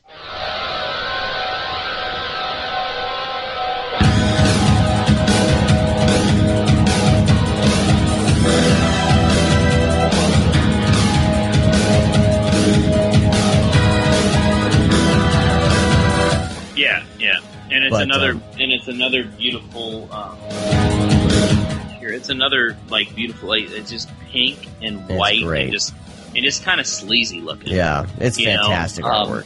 Now on this soundtrack, I will say this is a little bit more on the odd side, mainly because of the film. I mean, we're talking about a Fred Olen Ray movie now, which everybody probably, if you listen to the show, you know how I feel about Fred Olen Ray. But Hollywood Chainsaw Hookers is his most kind of, it's the one I kind of like. It's the one I kind of like, Sean. Okay, I haven't watched it yet. I have the signed Blu-ray, and I have not watched it yet. I've failed. You failed, Fred Olen. I'm gonna watch it soon. The soundtrack to this, I mean, first off, the cover with the Sphinx and kind of like the whole Hollywood feel and kind of the Vegas thing going on. And kind of the chainsaw earrings, I think is great. Yeah. But definitely, it's one of those soundtracks that's very odd because it's very synthy and very just kind of I don't know. It sounds cheap. Not the vinyl by any means. I'm not talking about that, but I'm just saying the soundtrack. You listen to the soundtrack on vinyl and you're like, this sounds like it would probably belong with a really, kind of cheap, corny movie.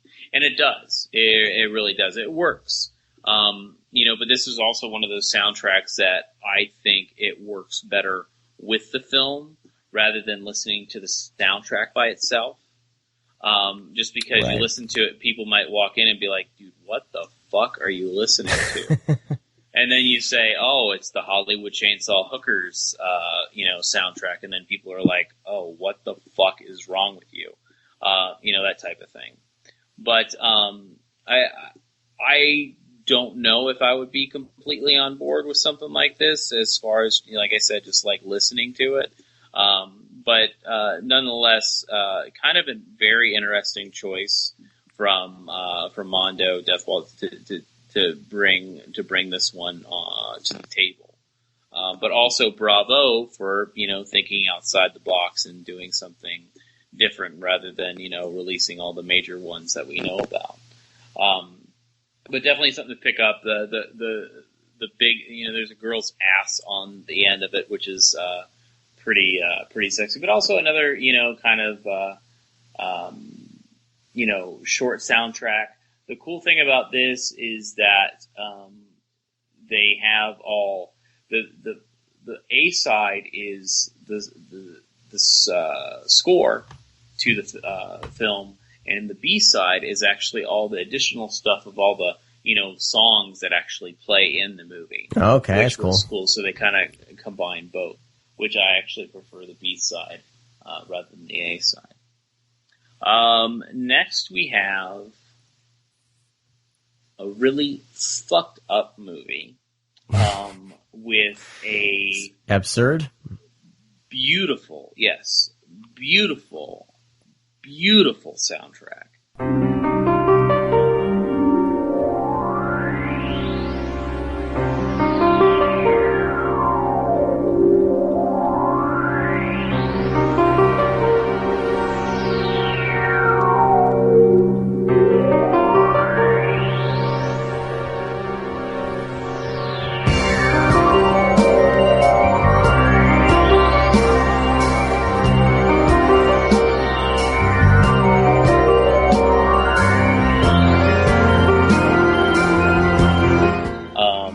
Also, very beautiful vinyl. I mean, this is a double LP again, and this thing is fucking blood fucking red. Like, it looks fucking great. It is, it's heavy. I mean, the front cover of this is, if you don't, not by your computer, I suggest you look it up. But it's a guy fucking pulling out his guts and the intestines develop. Now, this is a pseudo sequel, or this is the sequel to Anthropophagus. There you go, Anthropophagus, a film that I bought and never watched.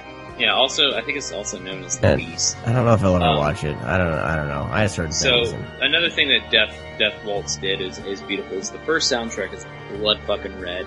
And the next one just looks like it's drained, like someone drained the record, and it's just like this clear, dirty gray. So, bravo. And, the names of the songs are definitely not on here. It's just sequences. So, sequence 1 through 21. But I tell you what, man, like, Absurd is a fucked up movie, and it's brutal, and when the music plays, it fits. But this is also another soundtrack where you can listen to the soundtrack alone, and people are like, oh shit, this is really good. Like, this is like dinner party music. So is it Carlo Maria Cordio? Yeah, you could play this at, like, a dinner party, and people be like, oh yeah, this is really good. Who is this? Just because it's not too, like, it does get a little insane at times during the soundtrack, but it's also like, have you ever listened to fucking jazz? Like, it's fucking insane sometimes, like, and people have, but this soundtrack it's very relaxing when it's by itself. When you watch it with the movie, it's completely different. So when you listen to the soundtrack by itself, you keep thinking about all the fucked up shit and George Eastman going berserko in the film. But it works. It does. And the sequences are long. And I don't know, it's just a really chill soundtrack, and I really dig it. Now, this one I could totally see someone picking up because it is different and special. So I if anything, honestly, out of the ones that we're talking about as far as purchasing vinyl, I would highly suggest this one for any film lover and soundtrack lover. This is by far one of the best soundtracks you'll probably hear, as well as some of the best work that Death Waltz has probably done. And I've listened to a good portion of Death Waltz record stuff, but I think this one definitely sets the bar pretty high. And like I said, it's all around a great soundtrack. Very cool. And of course, we didn't talk too much about Cat in the Brain, but Cat in the Brain is another one of those things that is just really one long song, it feels. Yeah, it's broken up, just like Absurd, it's broken up into kind of these sequences. Yeah, and it sounds great. Like I said, we talked about the movie, and I still think the movie was ahead of its time. I think there's something like Fulci was really trying to do that was different. I just think it was maybe too early to pull out the stops, he should have pulled out the stops and done it later in his career. But obviously, he probably wouldn't have got it because he would have been, passed away. However, another really fun soundtrack. The soundtrack's way better than the movie. But another soundtrack. I mean, this vinyl, it's like fucking crazy looking. It's got cat teeth in the middle. And again, it just looks like a tie-dye, like pink and red and white, and just like kind of splattered everywhere. So definitely, I would definitely pick that one up if you're a fan of Frizzy, because maybe not the movie so much, but the soundtrack is definitely. I think the soundtrack is great. I think it's way better than the movie. It's way more enjoyable. It's one of those that you can just play, maybe not for friends and family and little kids when they're over, but definitely something that stands out. That's Cat in the Brain. Yeah, I was listening to it with my daughter. I think it's a fun. Fun. It doesn't sound like a horror movie soundtrack. That's the thing. It sounds very like I said. We were even talking about like Maniac Cop, very childlike. Very cartoonish. So, do you get that vibe at all when you listen to it? A little bit. I mean, towards the end of it starts going into the more kind of frizzy sounding, very similar to like The Beyond a little bit, but it never goes like dark. You know what I mean? It still does. It's kind of like the movie. The movie, even with the gore and stuff, it kind of has a weird playfulness in a way, because it's very. Yeah, I think it's a very kind of meta. A good word.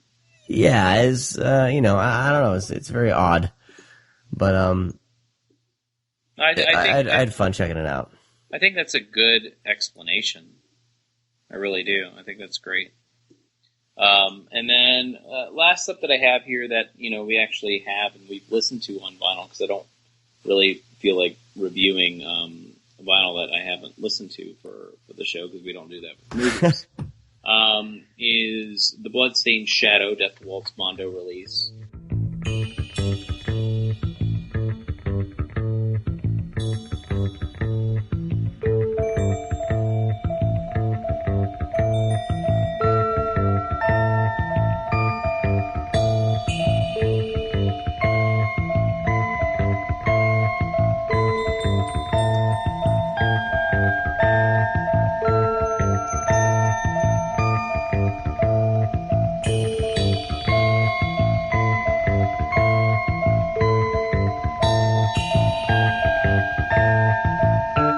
Very beautiful looking vinyl too, black with these red and blue kind of streaks across it.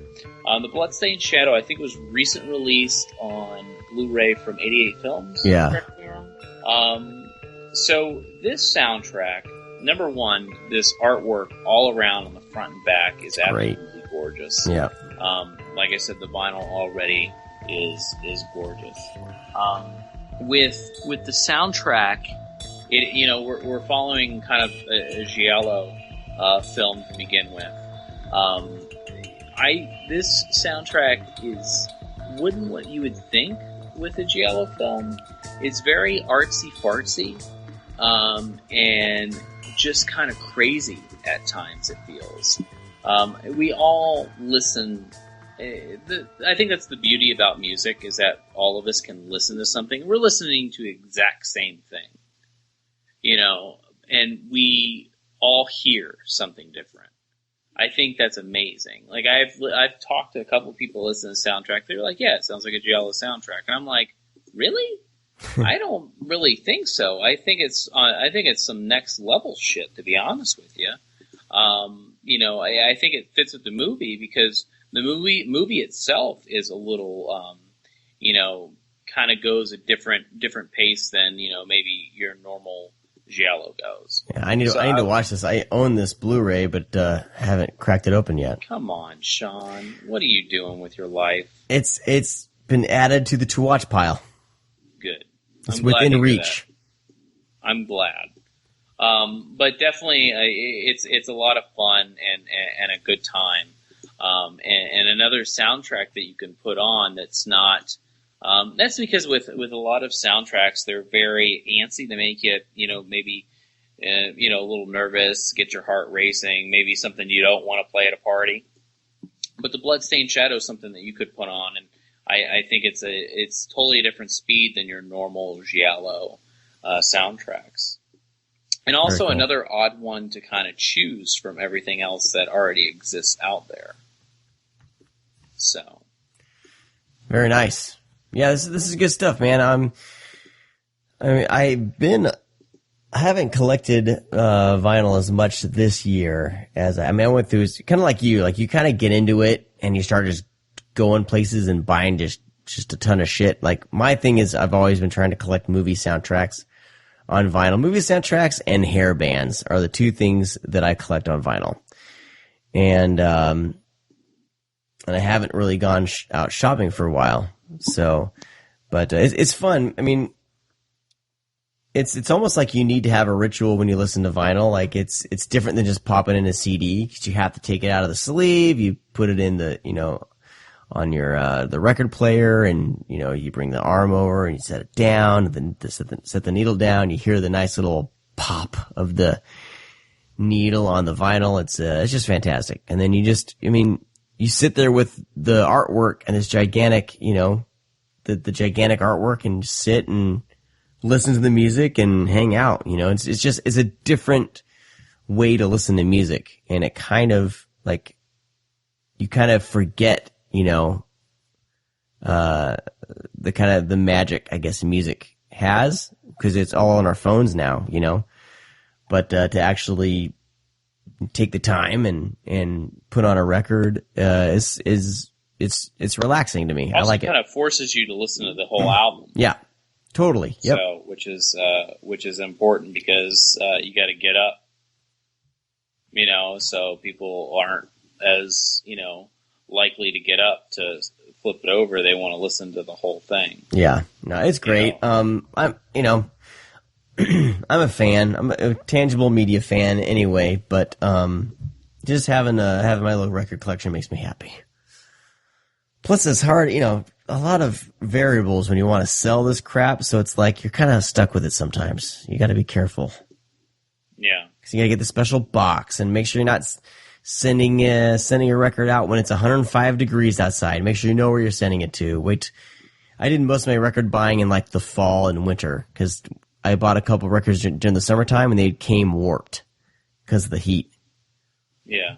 So it definitely makes you care about your investment for sure. So care. You can go to mondotees.com and click on the music link. You'll be able to find all these there. I'm going to put all links to all of these in the show notes for you guys to check out. They have a ton more. I mean, the Aliens soundtrack, I fucking want that shit. No, it's a good military soundtrack. God. That's on my Christmas list for sure. But and the Back to the Future score is great, but I already own the Back to the Future score original pressing, bitches. Damn, Sean, you a badass. Hell yeah. Yeah. I paid some good money for that too. It's probably cheaper by now. But now you can get it for a repressing for $35. Yeah. And all three of them that look pretty cool next to each other. Yeah. One of the prize soundtracks in my collection is the Conan the Barbarian soundtrack on vinyl. That thing is worth like $100, but the dude forgot to price it in the store, and He sold it to me for $20 Damn, Sean, you a badass again. because he felt bad. He had a stack of other records. Yep. Wheeling and dealing. All right. Well, that's going to do it for this week's podcast. Hope you guys dug it. A little bit different. We're still talking about movies, just in a different context. So, I think we should do this more, every now and then, maybe. Yeah, I think soundtracks are important. Yeah. So check out Mondo, mondotees.com. Check these out. And, I want to, they have just a ton of shit on here. God damn it, Mondo. I need to stop clicking around. I'll buy some shit. Yeah. But, anyway, it's tough, man. Remember that Wolfmen of Mars has a new album coming out September 16th. Go to wolfmenofmars.bandcamp.com. Also, please check out all of our other sponsors. Go to the ScreamCast.com/sponsors. Check all of them out. Give them some love. Coffee Shop of Horrors. If you use the code ScreamCast10, you'll get 10% off of your order. If you go to coffeeshopofhorrors.com. Most of the time you'll find links to all the movies and shit that we talk about, linking over to grindhousevideo.com. Please give them some love. He let me know that he has a new distributor now, so his pricing is going to be getting even better. So, some good stuff. He's doing, it makes me happy that he's doing well, a year ago, dude, he was ready to close up the online shop. He was ready to just shut it all down.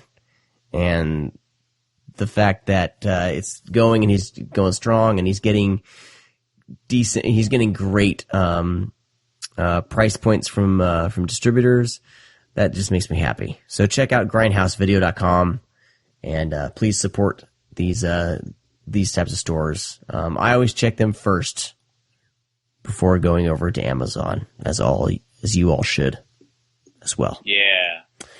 Tell him, Sean. Mm-hmm. Get him. Also, Kevin Spencer, give him some love. Buy some of his art. And just follow him on Twitter. He's all around nice guy.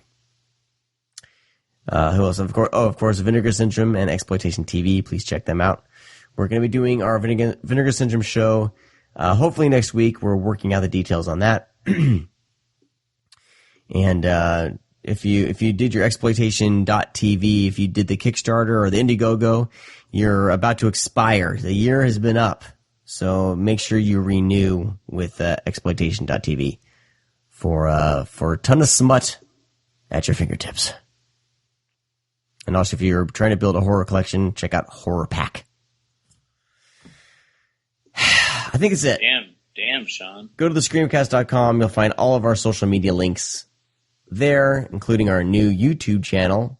I put another shitty video up on there. And by the time you guys are listening to this, Brad should have a video up there.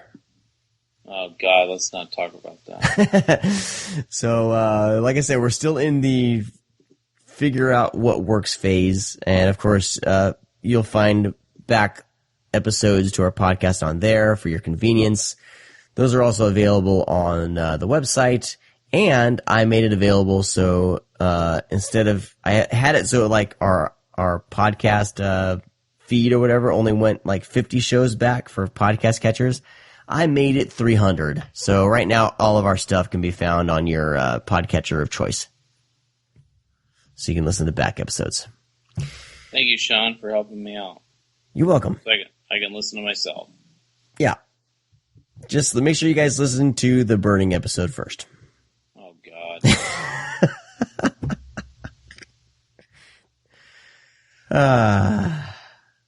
Hilarious. That's the Brad got drunk on cider episode. And I think it's great. But don't start with that one. I don't know. Definitely don't start with that one. There's really not a starting point. Start anywhere you want. But that's going to do it for this week's show. We'll talk to all of you guys next time. Thanks for listening. And hopefully Skype isn't a bitch next week so BJ can join us for a longer period of time. Agreed. All right. Talk to you guys later. Bye. Bye. Oh, don't tell me you're leaving. The party's just begun.